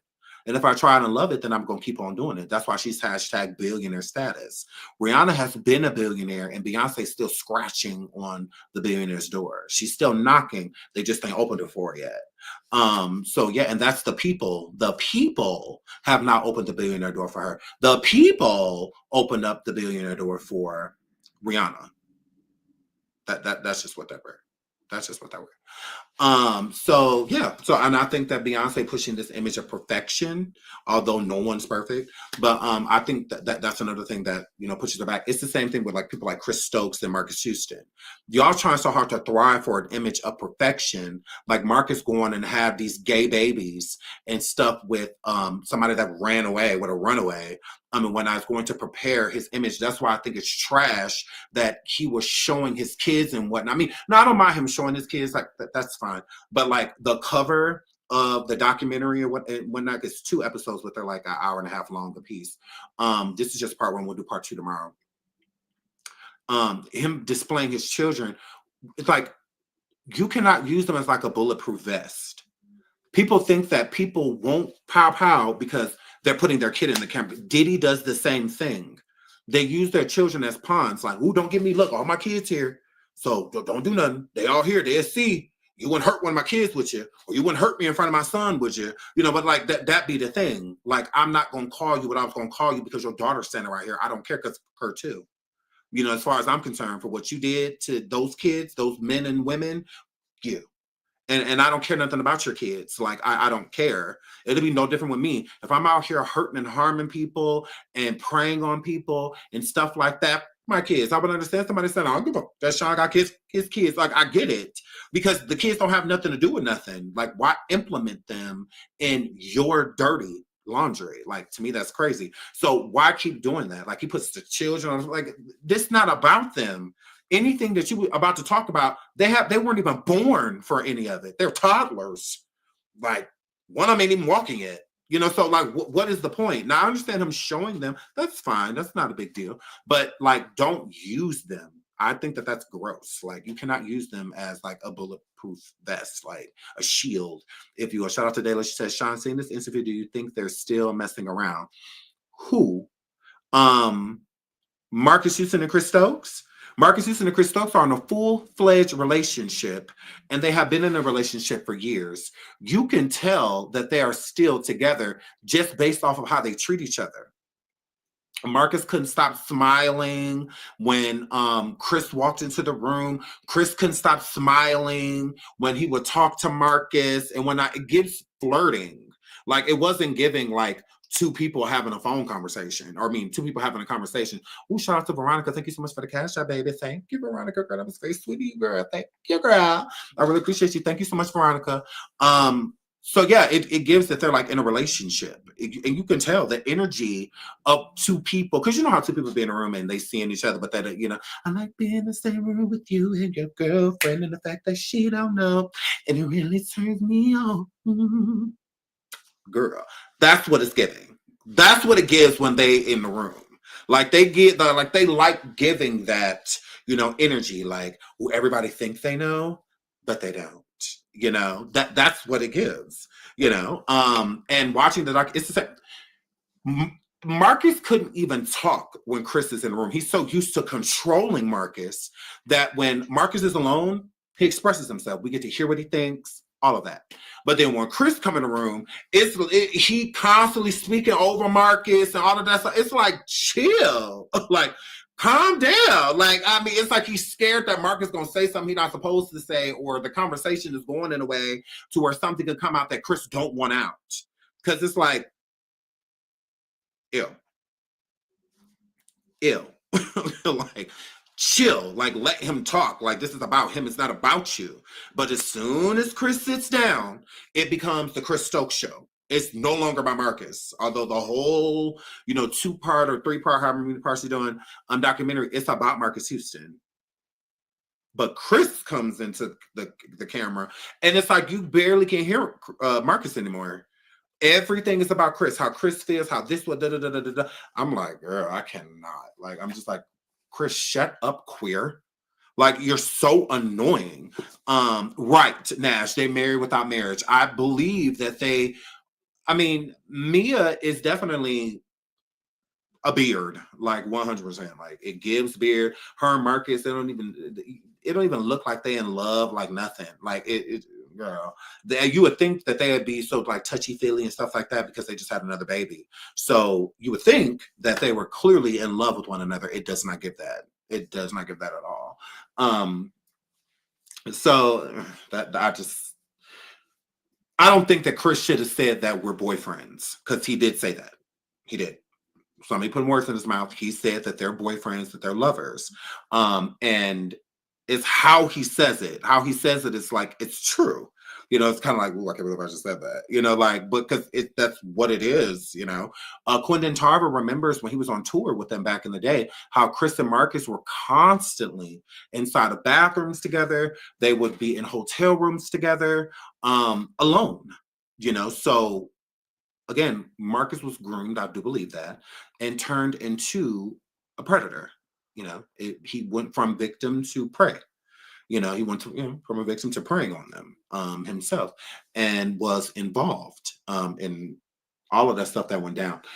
So let's keep going. So Chris and Marques could not help but respond to blogs and, speak to the blogs, because he says, shout out to them for putting a lot of money in our pockets. Basically, all the money that we got is off of them. And I want to say thank you, because you two hoes, Marques and the burlester, y'all have put a lot of coin in my pocket, and you bitches are going to continue. But did you think anything was going to change? Chris, did you think anything was going to change? I'll fight your son. I'm not scared of your son. I will dot that I. I'm sure he grown. I will dot that I. I sure will. I have my son beat your son ass. I sure will. Like, yeah, we ain't scared of you hoes. What about it? Yeah, you done bought my kids all type of stuff. And you also about to take care of this Christmas. You sure is. The trip that I'm taking. Thank you. Yeah, what about it? What about it? Don't you wish that you could actually brag about it, though? Don't you wish? Because we made money off of you putting people through trauma. Yeah. Not off you being a mega producer or director or something. No. You hurt people, and we want the world to know. Imagine. Don't you wish you could be proud of it? You're not.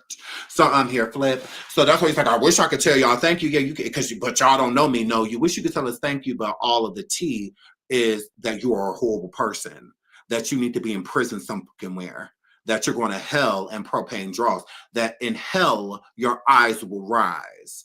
That is what you don't like. That is why you wish you could say thank you to us, but you can't, because the majority of the publicity is bad. So, yeah, but you tried. That was cute.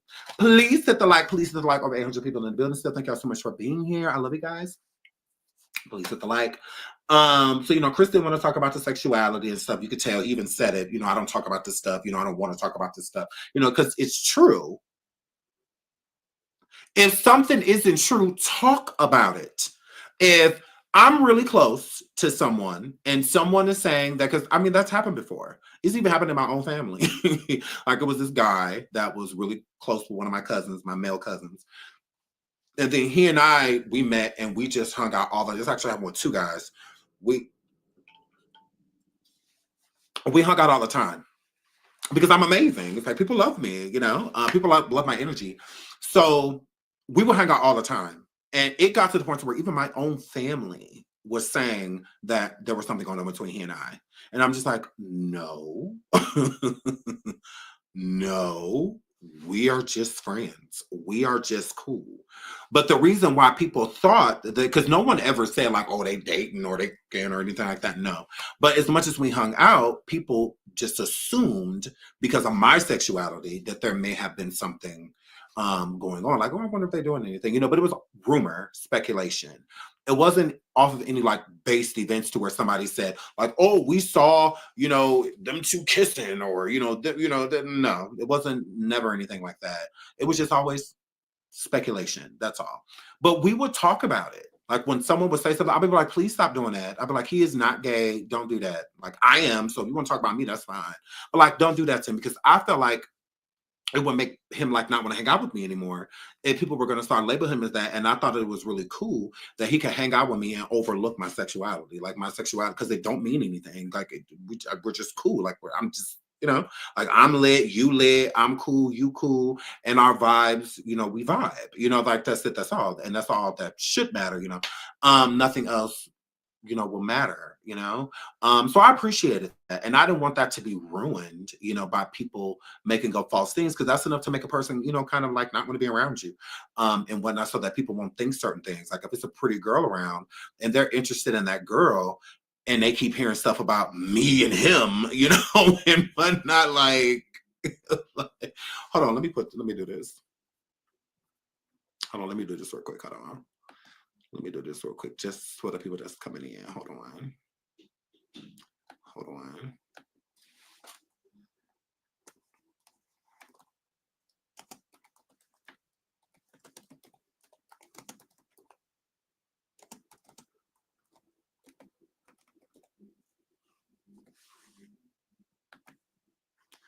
Let me do this real quick. Sorry.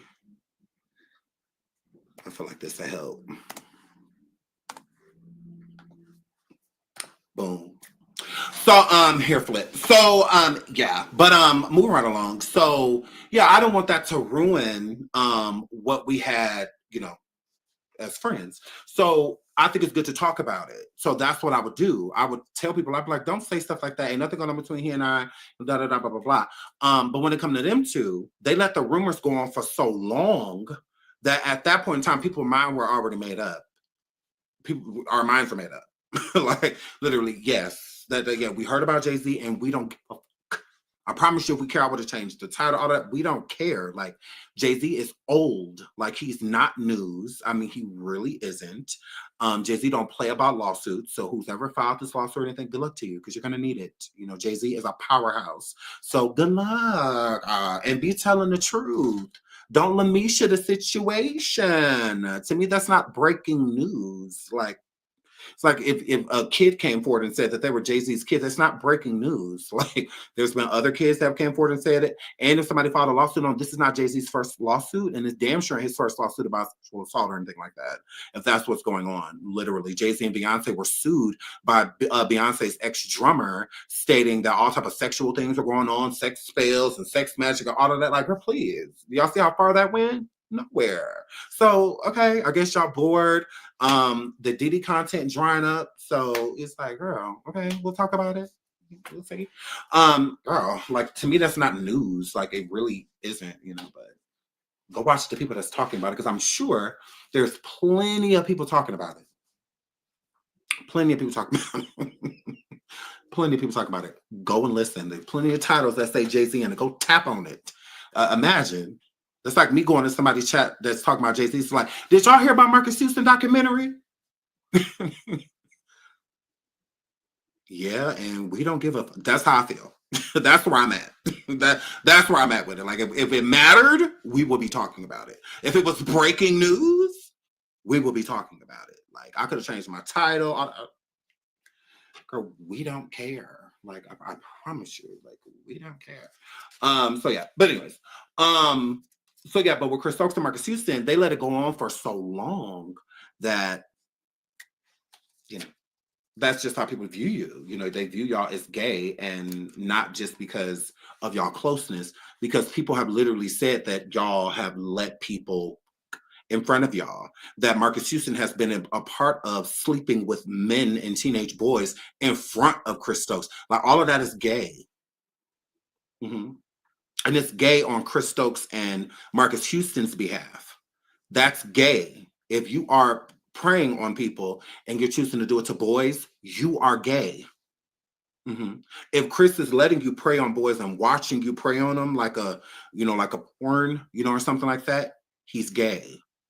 If you and Chris are sleeping with each other, kissing on each other, linking with, that is gay. Yeah, the victims, that don't say nothing about their sexuality. That has nothing to do with them. They don't have consent, because if they were consenting, they would be saying no. So, yeah, but it has everything to do with the person that's choosing to do it, because sexuality at that point is a choice. Yeah. So you're not anything until you act upon it. So if you're born and you think that you're gay, that you like boys, until you act on that, you're not gay. Being gay is an action. It's not just, because I could easily say, a straight person can go around all day and say that they're gay.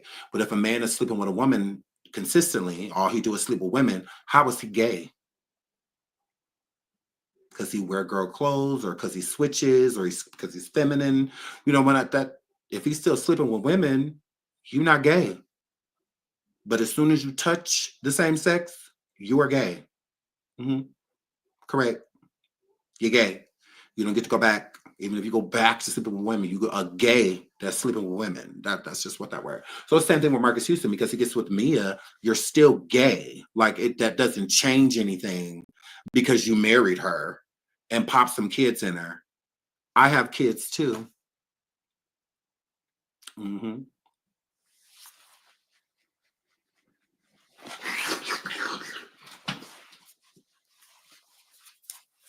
I have them too. I'm not straight. So why do you get to be? Why do you get to be? I have kids too. What that mean? That's supposed to mean something? What do kids have to do with sexuality? Brian gay, I got kids. Wild dude hitting from the back. You're still gay. But whatever. So yeah. So yeah, that don't mean anything. And idiots like Marques Houston think that. You know, if I go get a wife and all that, you gonna be gay with a wife. If I have kids, you're gonna have gay kids. Yeah. Absolutely. Your son's gonna be a ballerina and your daughter's gonna play baseball and football.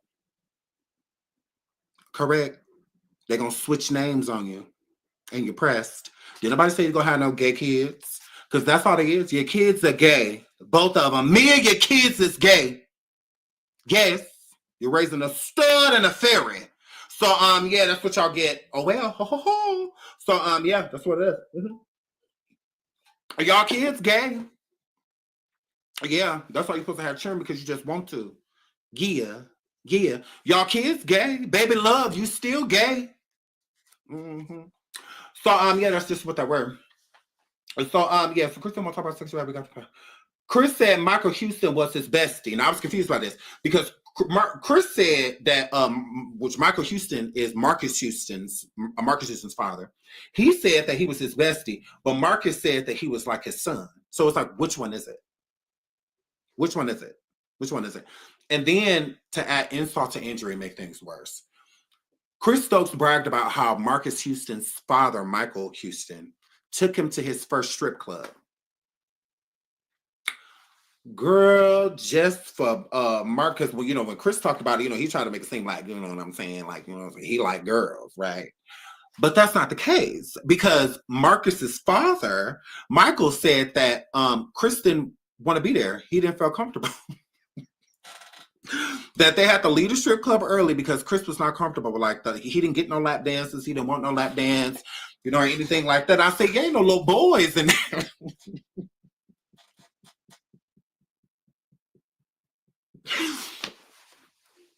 I want no little boys in there. That's what he want to see. He want to see. He want to see where the middle schoolers at. You know, that's what he is too, girl. That's just what that were. Oh well. He didn't want to be in. No, literally, Michael Houston, which is Marcus's father, said that they had to leave the strip club early because Chris was not comfortable. Chris did not get any lap dances, and he did not want any lap dance at a straight, you know, a gentleman's club, you know, with women strippers. He was uncomfortable. Why, Mr. Straight Man? Why was you uncomfortable, queer? You ain't feel comfortable doing all that in front of your father-in-law? Because that's what it gives. That's what it gives. Because Marcus like, yeah, he's my dad adopted him. Like, no, he didn't adopt him. Y'all is married. That is his son-in-law. Like, what are you talking about?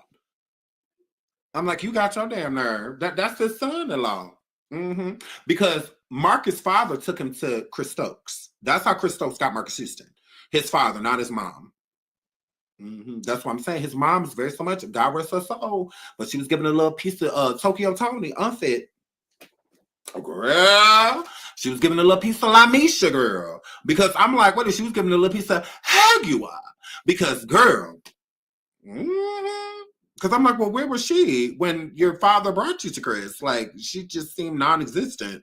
But Marcus always say how much he loved her. I'm like, you like barely saw her after the age of 9. You like barely saw her.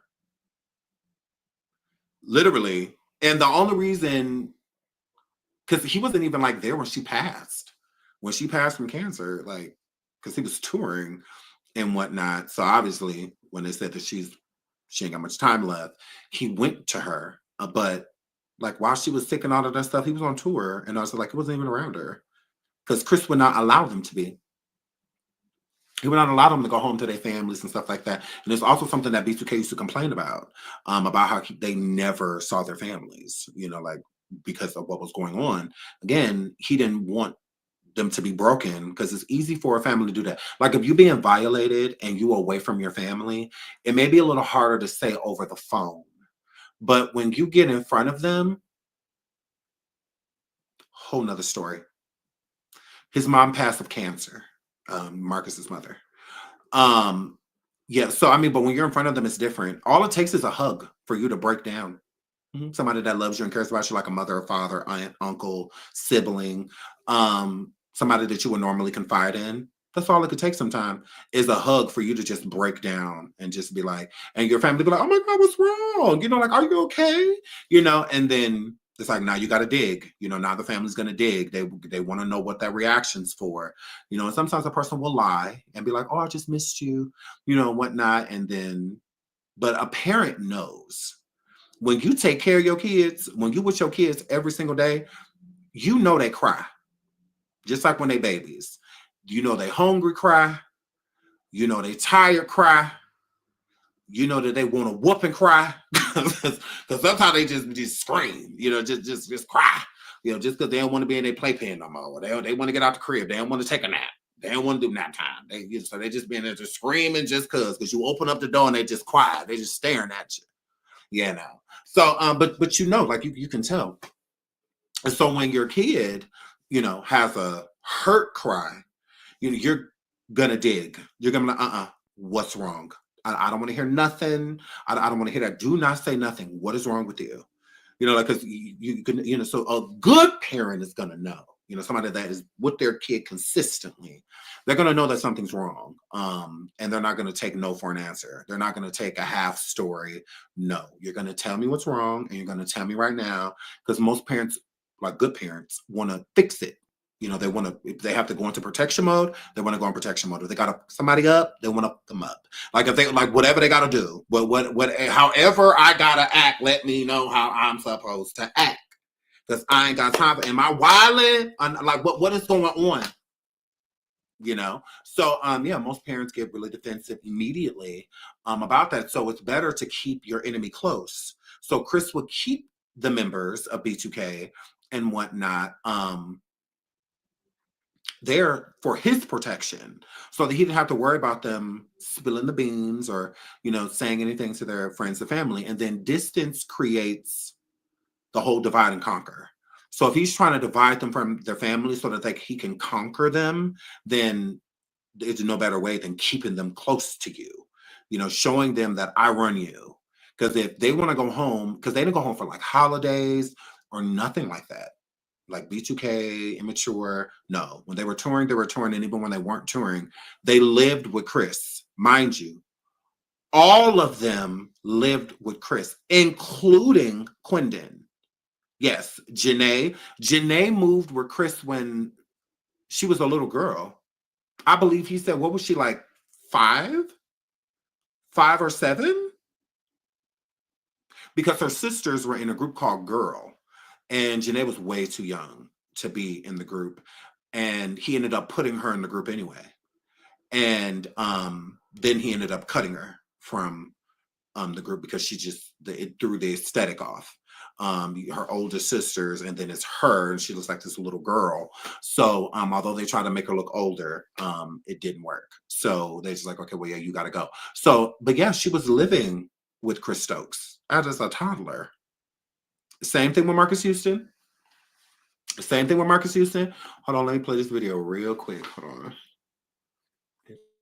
Play this video real quick.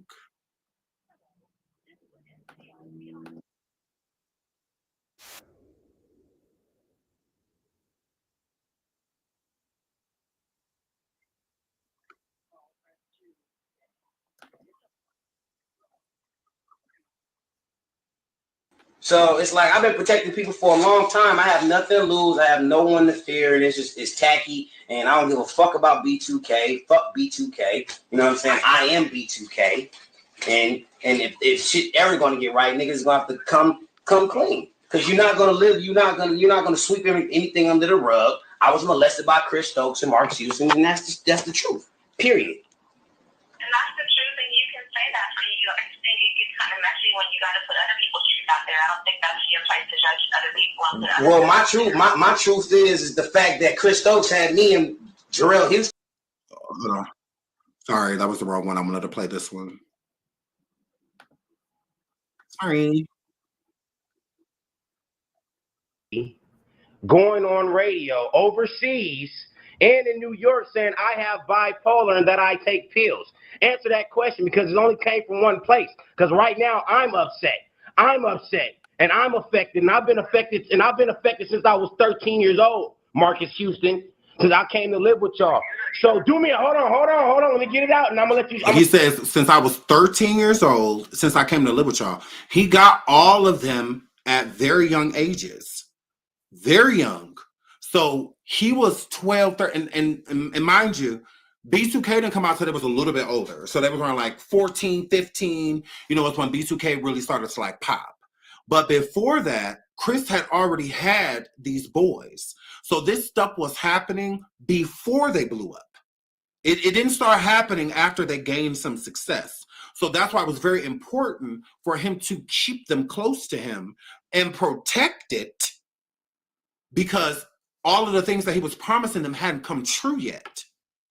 Same thing with IMX. That's why he had to put his own money into making them a household name, because of the stuff that he was doing. So he says, Marques, you've been doing this to me since I was 13 years old. 13. Janae came when Janae was like 5 or 7, something like that. She was very young. And it's the same thing with like LDB, Romeo, they were very young. Marques was 9 of being introduced to Chris Stokes. So yeah, I mean, it is no joke, but let's keep listening. I say, and he talking to Marques Houston on the phone. You could hear clear as day. That is Marques Houston. Hold on. And in New York saying I have bipolar and that I take pills. Answer that question, because it only came from one place. Because right now I'm upset. And I'm affected. And I've been affected since I was 13 years old, Marques Houston, since I came to live with y'all. So do me hold on. Let me get it out. Now, you notice what I want you to notice within him saying this to Marques. Marques doesn't deny anything. Marques doesn't say, I don't know what you talk about, what you mean, because those would be my questions. If I didn't do anything and you're just putting stuff on me since you were 13, what about since you was 13 years old? What about it? What was happening to you? Who did who? Like that's the type of stuff that I'm going to be saying. But Marques is not saying that stuff. He allows Raz to say these things. And I'm gonna shut up, and hold on, let me say what I gotta say. Shut up. I didn't tell you to shut up. I said, let me humble myself, and then I said, I'm going to shut up so you can talk. I just want to get out. Why is Omari? Marques, you're not listening to me. I called you. I called you. I called you this morning, Marques. Why is Omari? I'm trying to talk to you, but you're yelling at me. You're yelling at me. Nigga, fuck you, bitch. Yeah, nigga, hang up. You fucking bitch. So again, he said, don't call me with this ish. Not you lying, you not telling the truth. No, he didn't deny anything Raz said. He didn't. Hold on, there's more. He didn't deny anything. He didn't deny nothing, not a goddamn thing. Hold on. And then hold on, let's add insult to injury.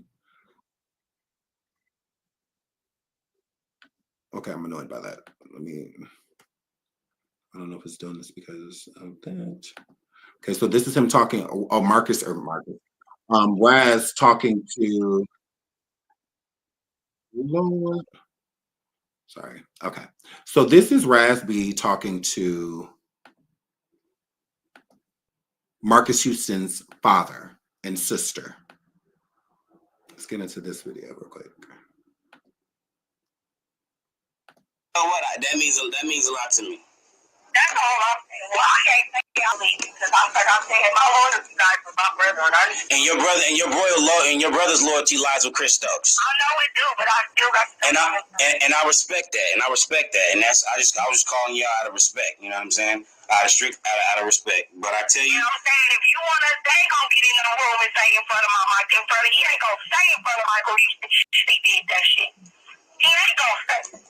My guy in the room and y'all in the room and you say that you said this, he ain't gonna say that. Now, see, this is Marques Houston's sister. This is why I feel like I even feel this way to this day. This is her basically going against Marques. This is her saying to Raz, Marques ain't gonna say that with Michael in the room, which is their father, which, you know, Michael Houston. The stuff that you saying that went down, because that's why Raz was saying, you know, your brother's allegiance lies with Chris Stokes. Like, so of course he's not going to go against Chris. And she agreed. She was just like, yeah, his allegiance is with Chris Stokes, because Marques' sister Brandy, it gives that she hates Chris Stokes. Like, I feel like she does not like him. I don't. I think that she just kind of like saves face so that she doesn't, like, I guess, get into it with Marques, so that she can have a relationship with her brother. I think she learned a long time ago, don't go against Chris. If I go against Chris, I'll lose my brother, is what it gives. So I think that they tiptoe around. The only one that does not tiptoe around Chris Stokes is Michael, which is Marques Houston's father, because I feel like Chris is petrified of Michael finding out who he really is. That's a hard thing to come to terms with. It's like with R. Kelly and Rashona. Rashona, the 14-year-old from the tape, was R. Kelly's the guitar player. That was his daughter. And he had been around R. Kelly for so long, and his daughter being around, I feel like it was really hard for him to drink in that R. Kelly and his daughter had that going on. I think that was really hard, because I think that he really loved R. Kelly. I think that he respected R. Kelly. I think that their bond was bonded, like it was already created in there. And I think that it was really a hard thing for him to let go of. You know, playing guitar was his dream. He got to live that dream out doing it with R. Kelly. I think it was just a really tough situation for him to be placed in. So that's how I feel with with Marques Houston and Chris Stokes. I think that Chris Stokes is petrified of Michael Houston finding out what actually transpired, because Michael Houston basically gave Marques to Chris Stokes. So how could he not feel responsible? Like, as a father, handing somebody your child to destroy them, you know, to use them, manipulate them, groom them, hurt them, harm them, you know, I think that would be devastating for Chris Stokes, for Michael to find that out. So, and again, Brandy on the phone, she is on Raz B's side. She is agreeing with him. So it gives the relationship between her and her brother has been a tough one, a difficult relationship. And you could tell she does not like Chris. Even in the documentary, she said that she didn't, you know, and Chris didn't like her either. Well, basically she said it's a love-hate relationship. I hated Chris and he loved me, basically, is what she said. That she hated Chris and Chris liked her, you know. Yeah, that's what that word. But let's keep listening. This is Raz B on the phone with Marques Houston's sister and Marcus's father. He's not gonna say that. You know what? That's not what I want. But you know what? God is the ultimate revenge. I'm not trying to seek revenge. I'm just like, I'm letting it be known. Vengeance is the Lord's. I'm not lying. You know what I'm saying? I'm not lying about the thing. Be home in a minute, then. Yeah, I'll talk to y'all when hey, Mario, I'll holler back at you, man. God bless, Pops. I want to cry right now. I feel so bad for you. And I feel bad because it was my brother that This did. is Marques Houston, right here. Danielle Houston, Marques Houston's older sister, on the phone. You a grown-ass man now. You know the difference between what you're supposed to do and what you're not supposed to do. Just like you, yeah, I was I was like, if I wouldn't let it, I wouldn't allow it to happen anymore, right? So somebody somewhere must like it. Am I right or wrong? Yeah, somebody must like it. If you continuing with it, and if you continue to fuck with this nigga, you like it. So what she's basically saying is that even if it started off as like a grooming process to where Chris Stokes started off, you know, with Marques and he was a victim, and then but for you to be an adult, like she said on the phone, for you to be grown and you continue this behavior, then somebody like it. Then you like it. I cannot look at you as a victim when you are going around doing this to other people. You like doing this. So you went from being harmed to doing the harming. Like taking what happened to you as lessons and then utilizing them to do the same thing to other people, versus to now you're old enough, you know that this is wrong, but you're not doing anything to stop it. You're continuing it. So somebody like it is what she's saying. So that's when Raz steps in like, yeah, somebody like it. Somebody like it. When me, but you know, somebody definitely do like, you know, what's going on. And that's referring to Marques Houston and Chris Stokes. Yeah, somebody must like it. I tell you, I didn't like it. I tell you, my hurt. I tell you, I don't know what happened. I can't even go back into that mind frame of where I was at because I was 11 and 12 years old. Let me tell you this: the reason why all at 13 he was signed. Now you have to remember too, Chris Stokes had custody of Raz B and his brother. Okay, their mom was going through some stuff at the time. Chris Stokes decided to step in and he took Raz B and Ricky Romance underneath his wing. That is how Ricky Romance was in the group Immature, the original group, and that is how Raz B ended up getting placed into B2K. Which, mind you, these people are very fucked up because from the story of how B2K came together, it didn't even sound like Chris Stokes wanted Raz B to be in the group. Like at all. So again, this stuff started happening with Chris and Marques at like, 11, 10, 11 years old. The certain things started happening, and then it started to, escalate, and get deeper and deeper and bigger and bigger, to where it was full-fledged, M-word, station type of situation. It is a process into getting the victim. The process is keeping them quiet. The process is making sure that they're not going to say anything. So most predators will go little by little. They'll start off with little things, and then the test is to see if you'll say something. And then if you don't say nothing, then they'll try other stuff, and then it'll escalate, go on and so forth. So that's why it has to be started at a young age. If you're going to do it how Chris does it, it can't be you bringing teenagers into the thing. No, this is why he liked to work with young groups. Immature, Next Issue, so many others. They're all very young. Even when he brought in like Orion, Amarion, Janae, all of them, they were all young. Like because he knows better. You can't do this with people that know better. You have to do it with people that really don't know what's going on, so that you can be looked at as the teacher, if you will. So yeah, this is a very sad situation, and I've always believed Raz B. I still believe him to this day. I don't care if he goes back and forth on his story. You told the truth. I believe him. All them getting spiritual and getting into their Bibles because I invited all them to come out to my church. Like I said, I've been filled with the Holy Ghost, speaking in tongues since I was a baby. And Chris was compulsively crying. I'm like, man, I forgive you. He ain't never seen God before. He actually seen God manifest in the flesh through me because I was able to forgive him. But I consider myself to be spiritual. I'm not religious. I can't say that I believe anything you say because you know I'm my brother from the jump. Oh, I know that. That's why. If my brother did anything to you, I'm sorry for you, and my heart is heavy. And again, his sister, she said, I believe you. I do. I believe you. She knows he's not lying. Raz B has had the same consistent story over and over and over and over. His story has been consistent. His story has not changed. It hasn't.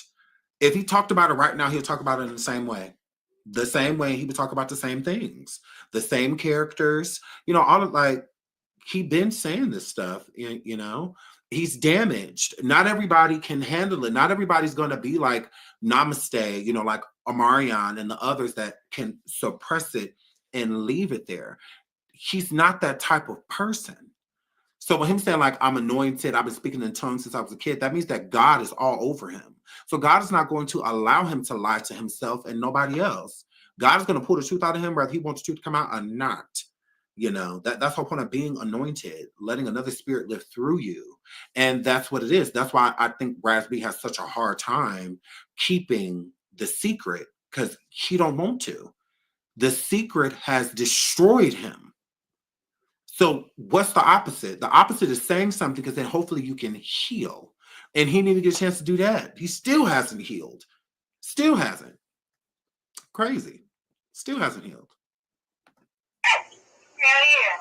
And you know what? And I'm not mad at the reason why I'm talking to y'all. I didn't even know I was gonna be on the phone talking to y'all. The reason why I'm talking to y'all, my brother put me on the phone, is because I love y'all just like y'all love me. And like I told Brittany, I was like, I don't want to tell you something to you being in denial, and it is what it is. But I feel like Marcus, what happened, where Marcus is at, he doesn't know any better. You get me? So I'm not judging him. I'm judging somebody like Chris Stokes, who's the adult. But you know what? My brother and my family. He knows that it happened to Marcus at a very young age.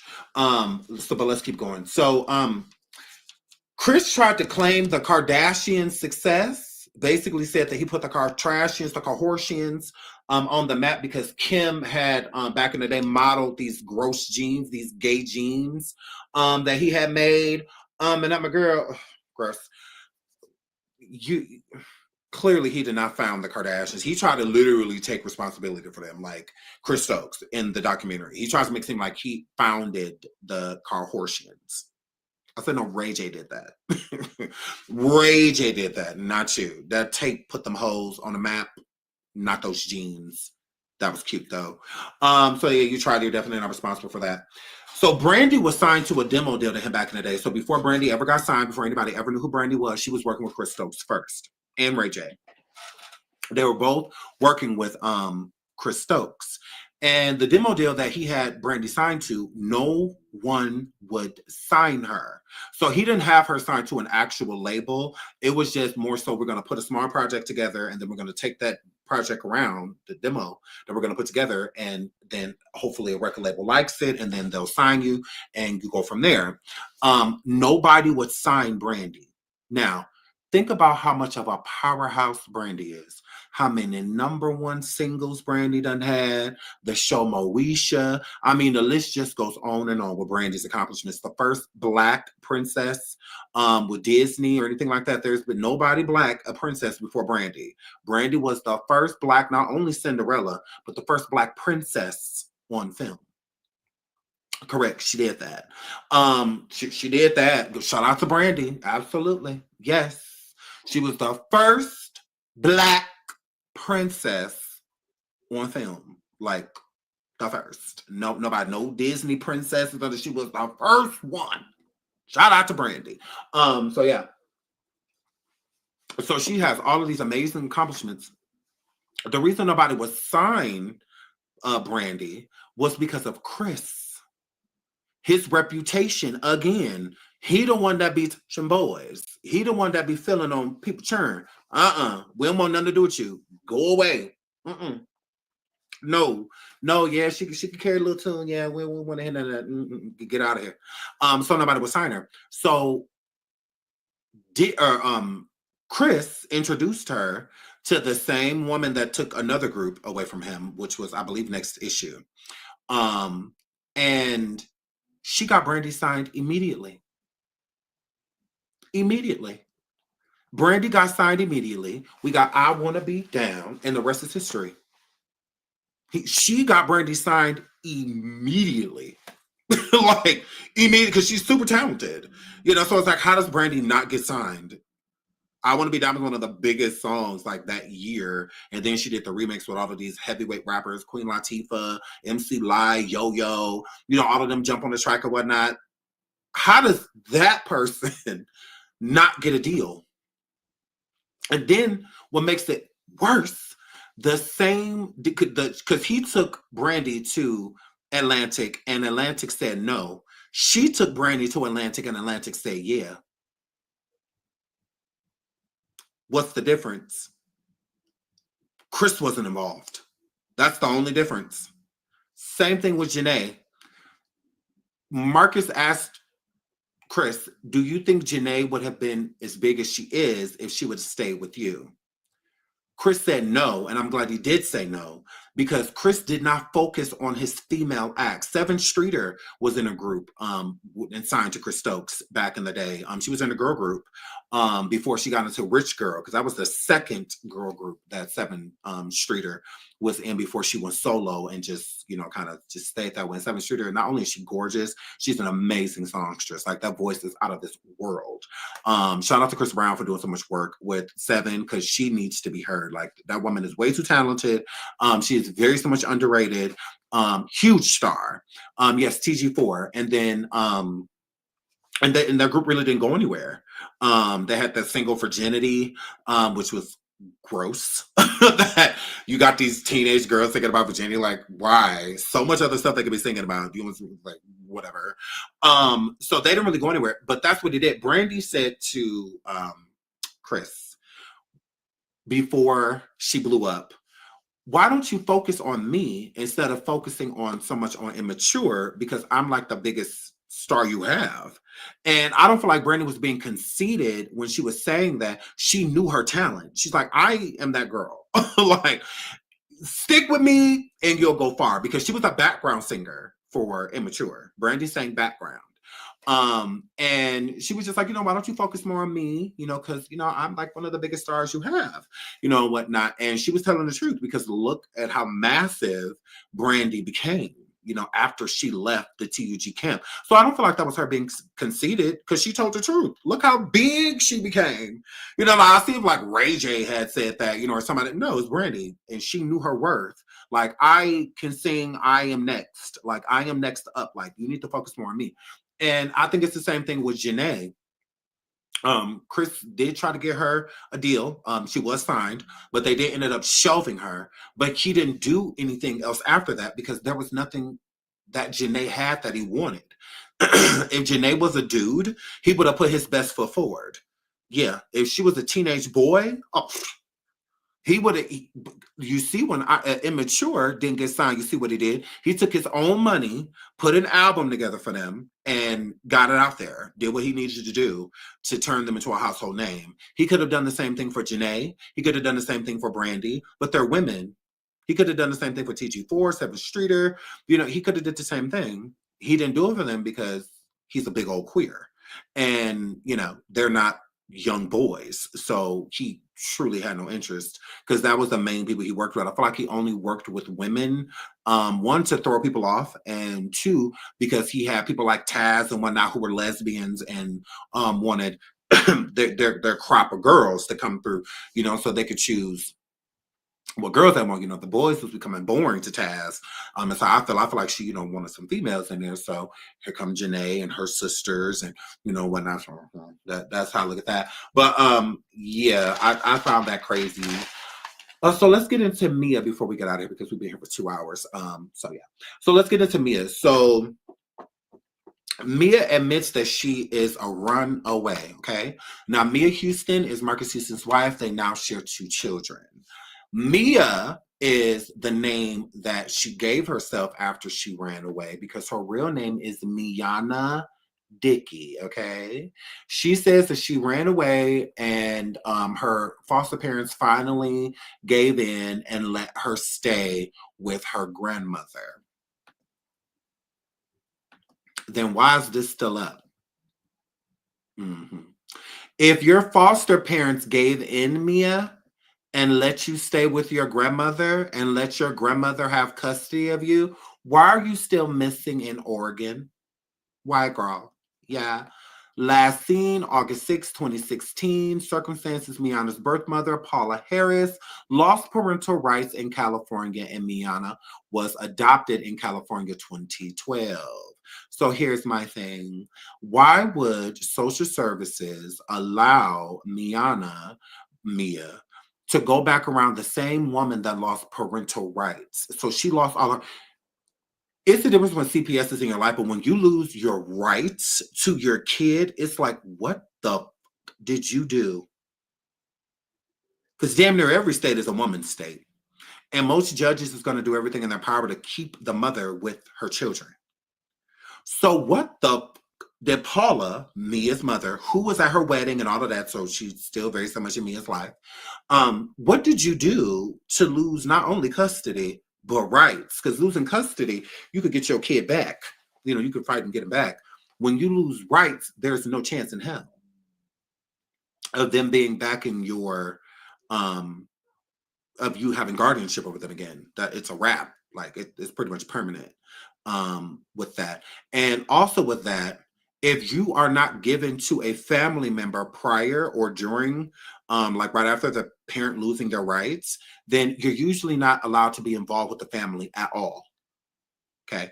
So if a child is being taken from a family member, a lot of times social services will reach out to other family and be like, hey, we're going to be taking this kid. We wanted to know if you wanted them because they're related to you, that if we could come, you know, check out your house and all that good stuff. If you're interested in having them, you know, making sure that it's a, you know, good environment for them and, you know, that you can get them in school and things like that. They'll contact damn near everybody that you're related to when they do that. So, but they usually don't do it when the rights are being pulled. They usually do it when it's just like someone losing custody, like at that moment, whether it's temporarily, you know, and whatnot, even when it's permanent. When you lose the rights to your kid, then that means that you have no right to be around them ever again, unless they're an adult. You know, when they turn an adult, if you want to be back around them, whatever, they can control that because they're grown. But while they are a minor, you are not allowed to be around them.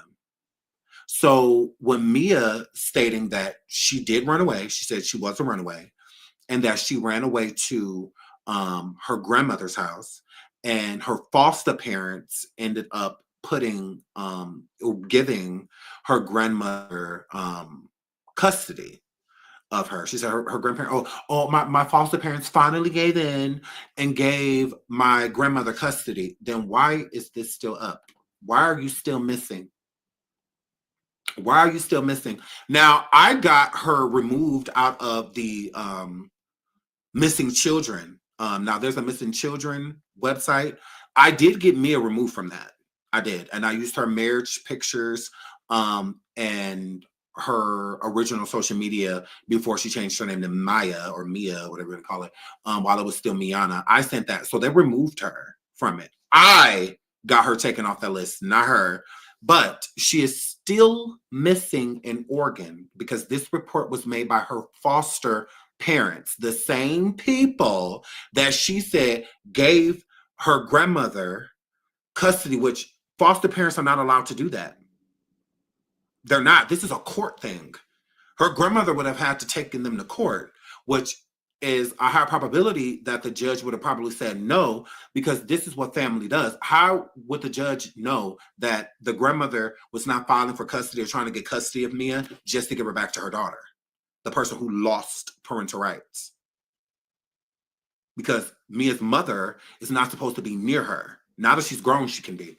But prior, she wasn't supposed to be near. That's another reason why she was hiding, because she was living with her mother. She says that a mutual friend introduced her and Marques Houston.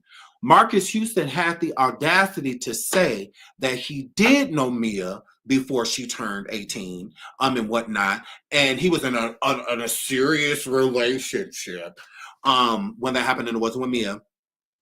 And then said, you know, like, who cares? Like, what does it matter that I knew her prior? What? The mutual friend was Chrissy Stokes. Okay. That's who introduced Marques and Miya. But Paula, Mia's mother, is cool with the Stokes family. So I believe Paula introduced Miya to Chrissy. Chrissy took Miya to church with her, where she met Marques. Where she met him. That's where she met Marques at the Jehovah's Witness church that they go to. That is where she met him. And that's also where they're pictured, and she's only 16 in the picture. She's also 15 at the dinner that she had with Marques. It was a brunch. She had braces, all of that. She had just got him. She was about 15 years old at that time. But she was just saying that she was admiring Marques, that they weren't dating or anything like that. Although she was putting up subliminals on all of her social media, how much she missed Marques and all of that. She was like, this is a teenager. saying all of this, right? Right. Well, the church that Marcus goes to is the same church as Chris Stokes and Chrissy Stokes, which is Chris Stokes' daughter. Chrissy Stokes is Chris Stokes' daughter, and Miya said that they met through a mutual friend. That mutual friend is Chrissy Stokes. I believe Paula introduced Miya because Paula is Jehovah's Witness too. So she was going to the same church. So that it's not a coincidence. She introduced Chrissy and Miya to each other, and Chrissy introduced Miya to Marcus at the church. And then it went from there. And at that time, Miya was only 15. She was 15 at the time. Girl, la la la la la la la la la la la. And Marcus, and as you see right here, it says right. This is how I know she was 15. Because here it says details, age when last known alive, 15. So the last time her adoptive family saw her, she was 15 years old. And they have not seen her since. She has not been there since. And why would the adoptive family give you to people that they didn't want you with? Because they even announced those people so that the police can go and find them. Right here it says, it is believed Miya is with or traveling to her grandmother, to her birth mother, Paula Harris, or maternal grandmother, Barbara Dotson in California, the same place where Marcus Houston and all of them live at. Why would your foster parent, because in that case, couldn't they have just dropped Miya off if they were just going to give her to her grandmother anyway? They listed Miya being with her mother, Paula, or her grandmother, Barbara, because she wasn't supposed to be with them. Neither one of them. So why would they give you to somebody that you're not supposed to have, that isn't supposed to have you? So they're alerting and letting the police know, hey, this is probably where she'll be, so you can bring her back. But they decide to give you to those. And foster parents, they can't give custody. They cannot do that. It has to go through the court. I can adopt a child right now. I cannot give custody to, unless it's like temporarily, if I'm giving it to like another foster family or a family member or something like that. But that all has to be approved through Child Protective Services. Like you can't just do it. Like you don't have to. What? Because her foster family that lived in Oregon had nothing to do with her birth family. Nothing to do with them. Nothing to do with Paula. Nothing to do with Barbara. So why would they give you to them? That don't even make sense. It's like, what?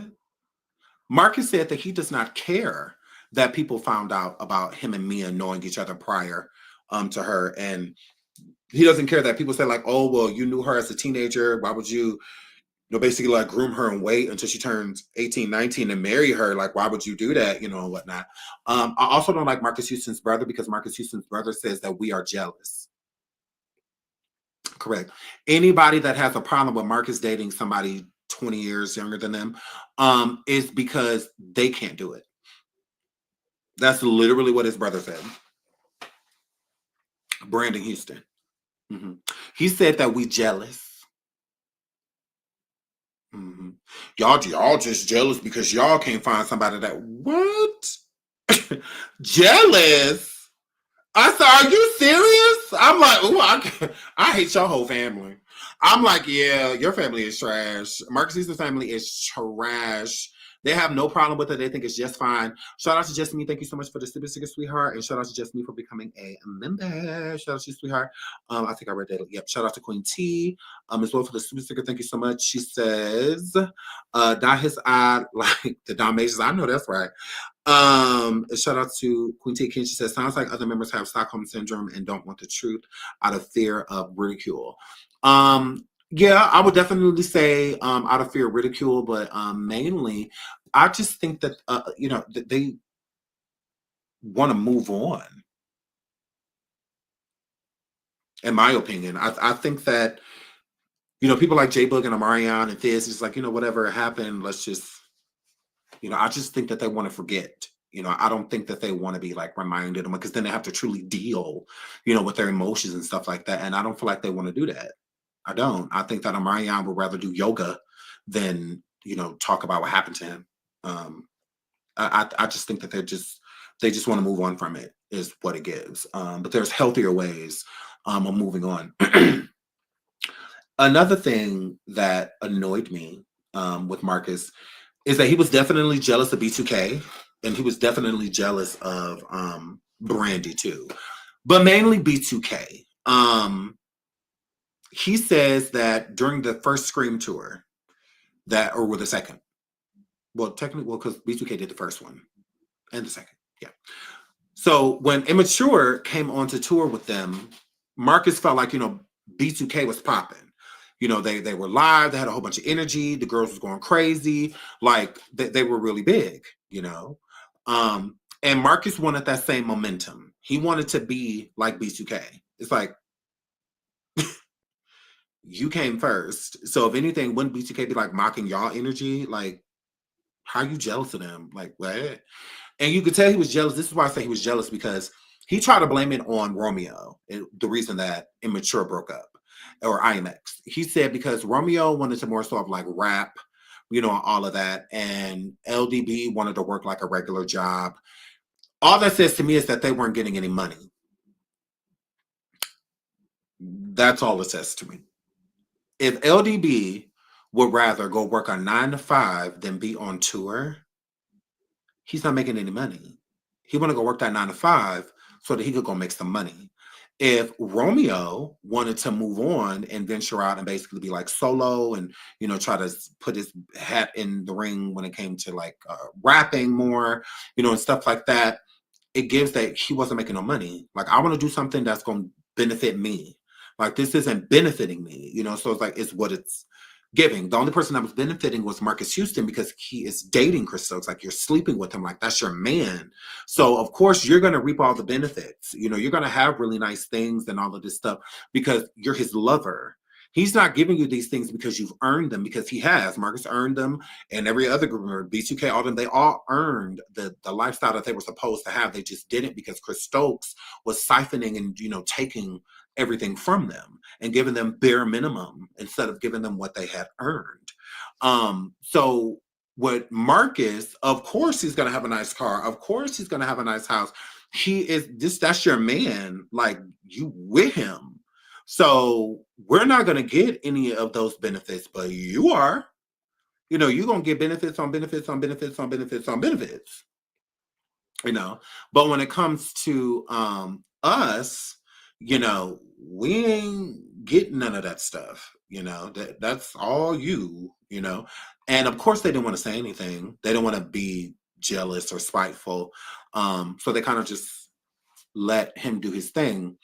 But at the same time, he says that, you know, that they were, it was basically them, LDB and Romeo, were the reason that they wanted to break up, or the reason that the group broke up. Then he goes solo, Marques Houston, goes solo and then tours with B2K. No, you just wanted all the attention on you.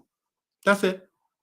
You wanted all the attention on you. You were jealous of B2K. You were jealous of all of the time that Chris was spending with them. He was jealous because that was him. Because Brandy and them used to be jealous of all the time that Chris Stokes would spend on Immature. He put his all into them. He in the studio making them a whole album while Brandy's just sitting there twiddling her fingers singing background vocals when she a star. She a whole star, but she's been reduced to background vocals. All for a group that ain't got it. She's singing backgrounds for niggas that can't sing. Can you imagine? It's like me doing backgrounds for JJ Fish. He can't sing. Like, what are we doing backgrounds for? Like, gross. He needs backgrounds? As bad as he sound? No, I pass. No, sir. It's like doing background vocals for Drake. Drake can't sing. What does he need backgrounds for? Like, He just hold on to words real long. Like he cannot sing. I mean, a little piece of harmony, but in order to harmonize, you need more people. You can't harmonize by yourself like that. That's weird. Destiny's Child had a beautiful harmony. They were a group. Fifth Harmony had a beautiful harmony. They were a group. You know, like Immature don't have a harmony. Like they don't. Marques did the majority of the work. Let's keep it real. He was the lead vocalist. All the, you know, so he pretty much did our work. We never really heard LDB or Romeo unless they were like talking on the track. It's the only time we really heard them. It's kind of like the same thing with B2K. Like a lot of times when we would hear like J-Bug, he was talking on the track, like like when the song starts, that's J-Bug. You don't have to begin another track talking, not singing, talking. You know, other than that, we wouldn't have heard them. It was Omarion all day. Like we didn't hear anybody besides Omarion. And the only time we really got to hear anybody else was LaFizz when he got a little music, a little rap entry. Like, but other than that, it was Omarion all day long. It was Omarion 2K. Like it wasn't a B2K, it was Omarion 2K. Because we really didn't get to hear none of the other guys sing. So yeah, so it's like imagine doing backgrounds for somebody that can't sing and you can blow, like you got pipes, you could do this all day long, and they are extremely mediocre. So, you know, Marques was completely content being the center focus. When Marques wasn't the center focus, is when it became a problem. That's when it would become a problem. And with B2K was popping. Like everybody was all over B2K. Like B2K. You know, so wasn't nobody checking for IMX. It was like out with the old, in with the new. If we keeping it real, B2K was the new and improved Immature. Immature did a movie where they did a house party and stuff like that. B2K did You Got Served. That was a monumental movie. Like it is very underrated. It did make a lot of money. It made like 3-4 times its budget and whatnot. Although You Got Served was written poorly, it was still a good movie. Like it was still very well done. The dancing was great. The music choices was great. Even the soundtrack was good. They, you know, did a good job with the soundtrack. So yeah, You Got Served was huge. IMX never had a movie that came near You Got Served. And they did House Party 4 and whatnot, tanked. Boo, tanked. It was trash. Was it House Party 4 or House Party 5? One or the other. They did that. It was trash. Trash. Thumbs down. But You Got Served was amazing. And I do think Marques helped because he was used to acting and stuff like that. So when it came to him being in front of the camera, I think that he was useful in the movie. But overall, it was Omarion did his thing carrying the movie. I think Omarion did a really good job. And as you see, Chris Stokes made sure that Marques, because that could have been J-Bug. Why did Marques have to play the brother? And what, like, girl, it wasn't even his movie. The deal was for B2K. But Chris, because Marques Houston is his fucking boyfriend, because that's his husband, he had to put him in it. Because that movie was not for no fucking Marques. No, it was not. No, that movie, that deal was brought into fruition because of B2K. Yes, they were the hottest dancers on the scene. Everybody wanted to dance like them, be like them, sound like them. They were hot. They were hot. So that deal came because of them. It had nothing to do with no damn Immature. It had nothing to do with no Marques. All of them was dry. Let's keep it real. Let's call a thing a thing. They was dry. You Got Served was supposed to be about B2K. And he forced Marques in there as the lead. Yes, he did. He forced him in there. When Raz could have played that part, Fizz could have played that part, J-Bug could have played that part. Marques did not need to play that part. No, he did not. That was a favor because we could have completely done without Marques being in You Got Served. He did not need to be in the movie. Honestly, he was like old. compared to, because they were young guys, you know, they were what, it's 16, 17, 15, 16, 17, you know, whatnot. Then here you got what, 25-year-old. It's like, yeah, move around. Why are you here, sir? What do you want? Just like Fat Albert, that was for Omarion. Chris found a way for Marques to be in that movie. Found a way. Found a way. That movie was supposed to be about Omarion. That was Omarion's break, honestly. But Omarion couldn't do nothing without Marques Houston on his coattail. Nothing. Because Omarion was the star, not Marques Houston.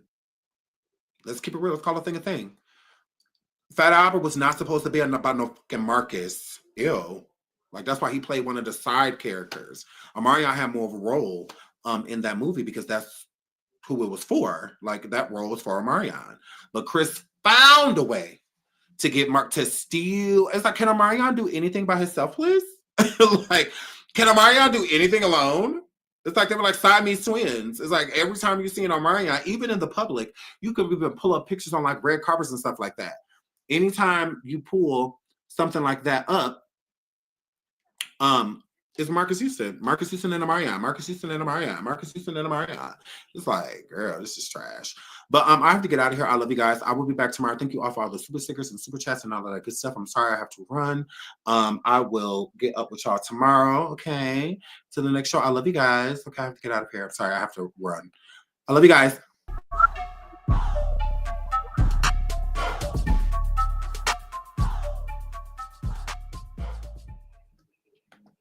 Hello.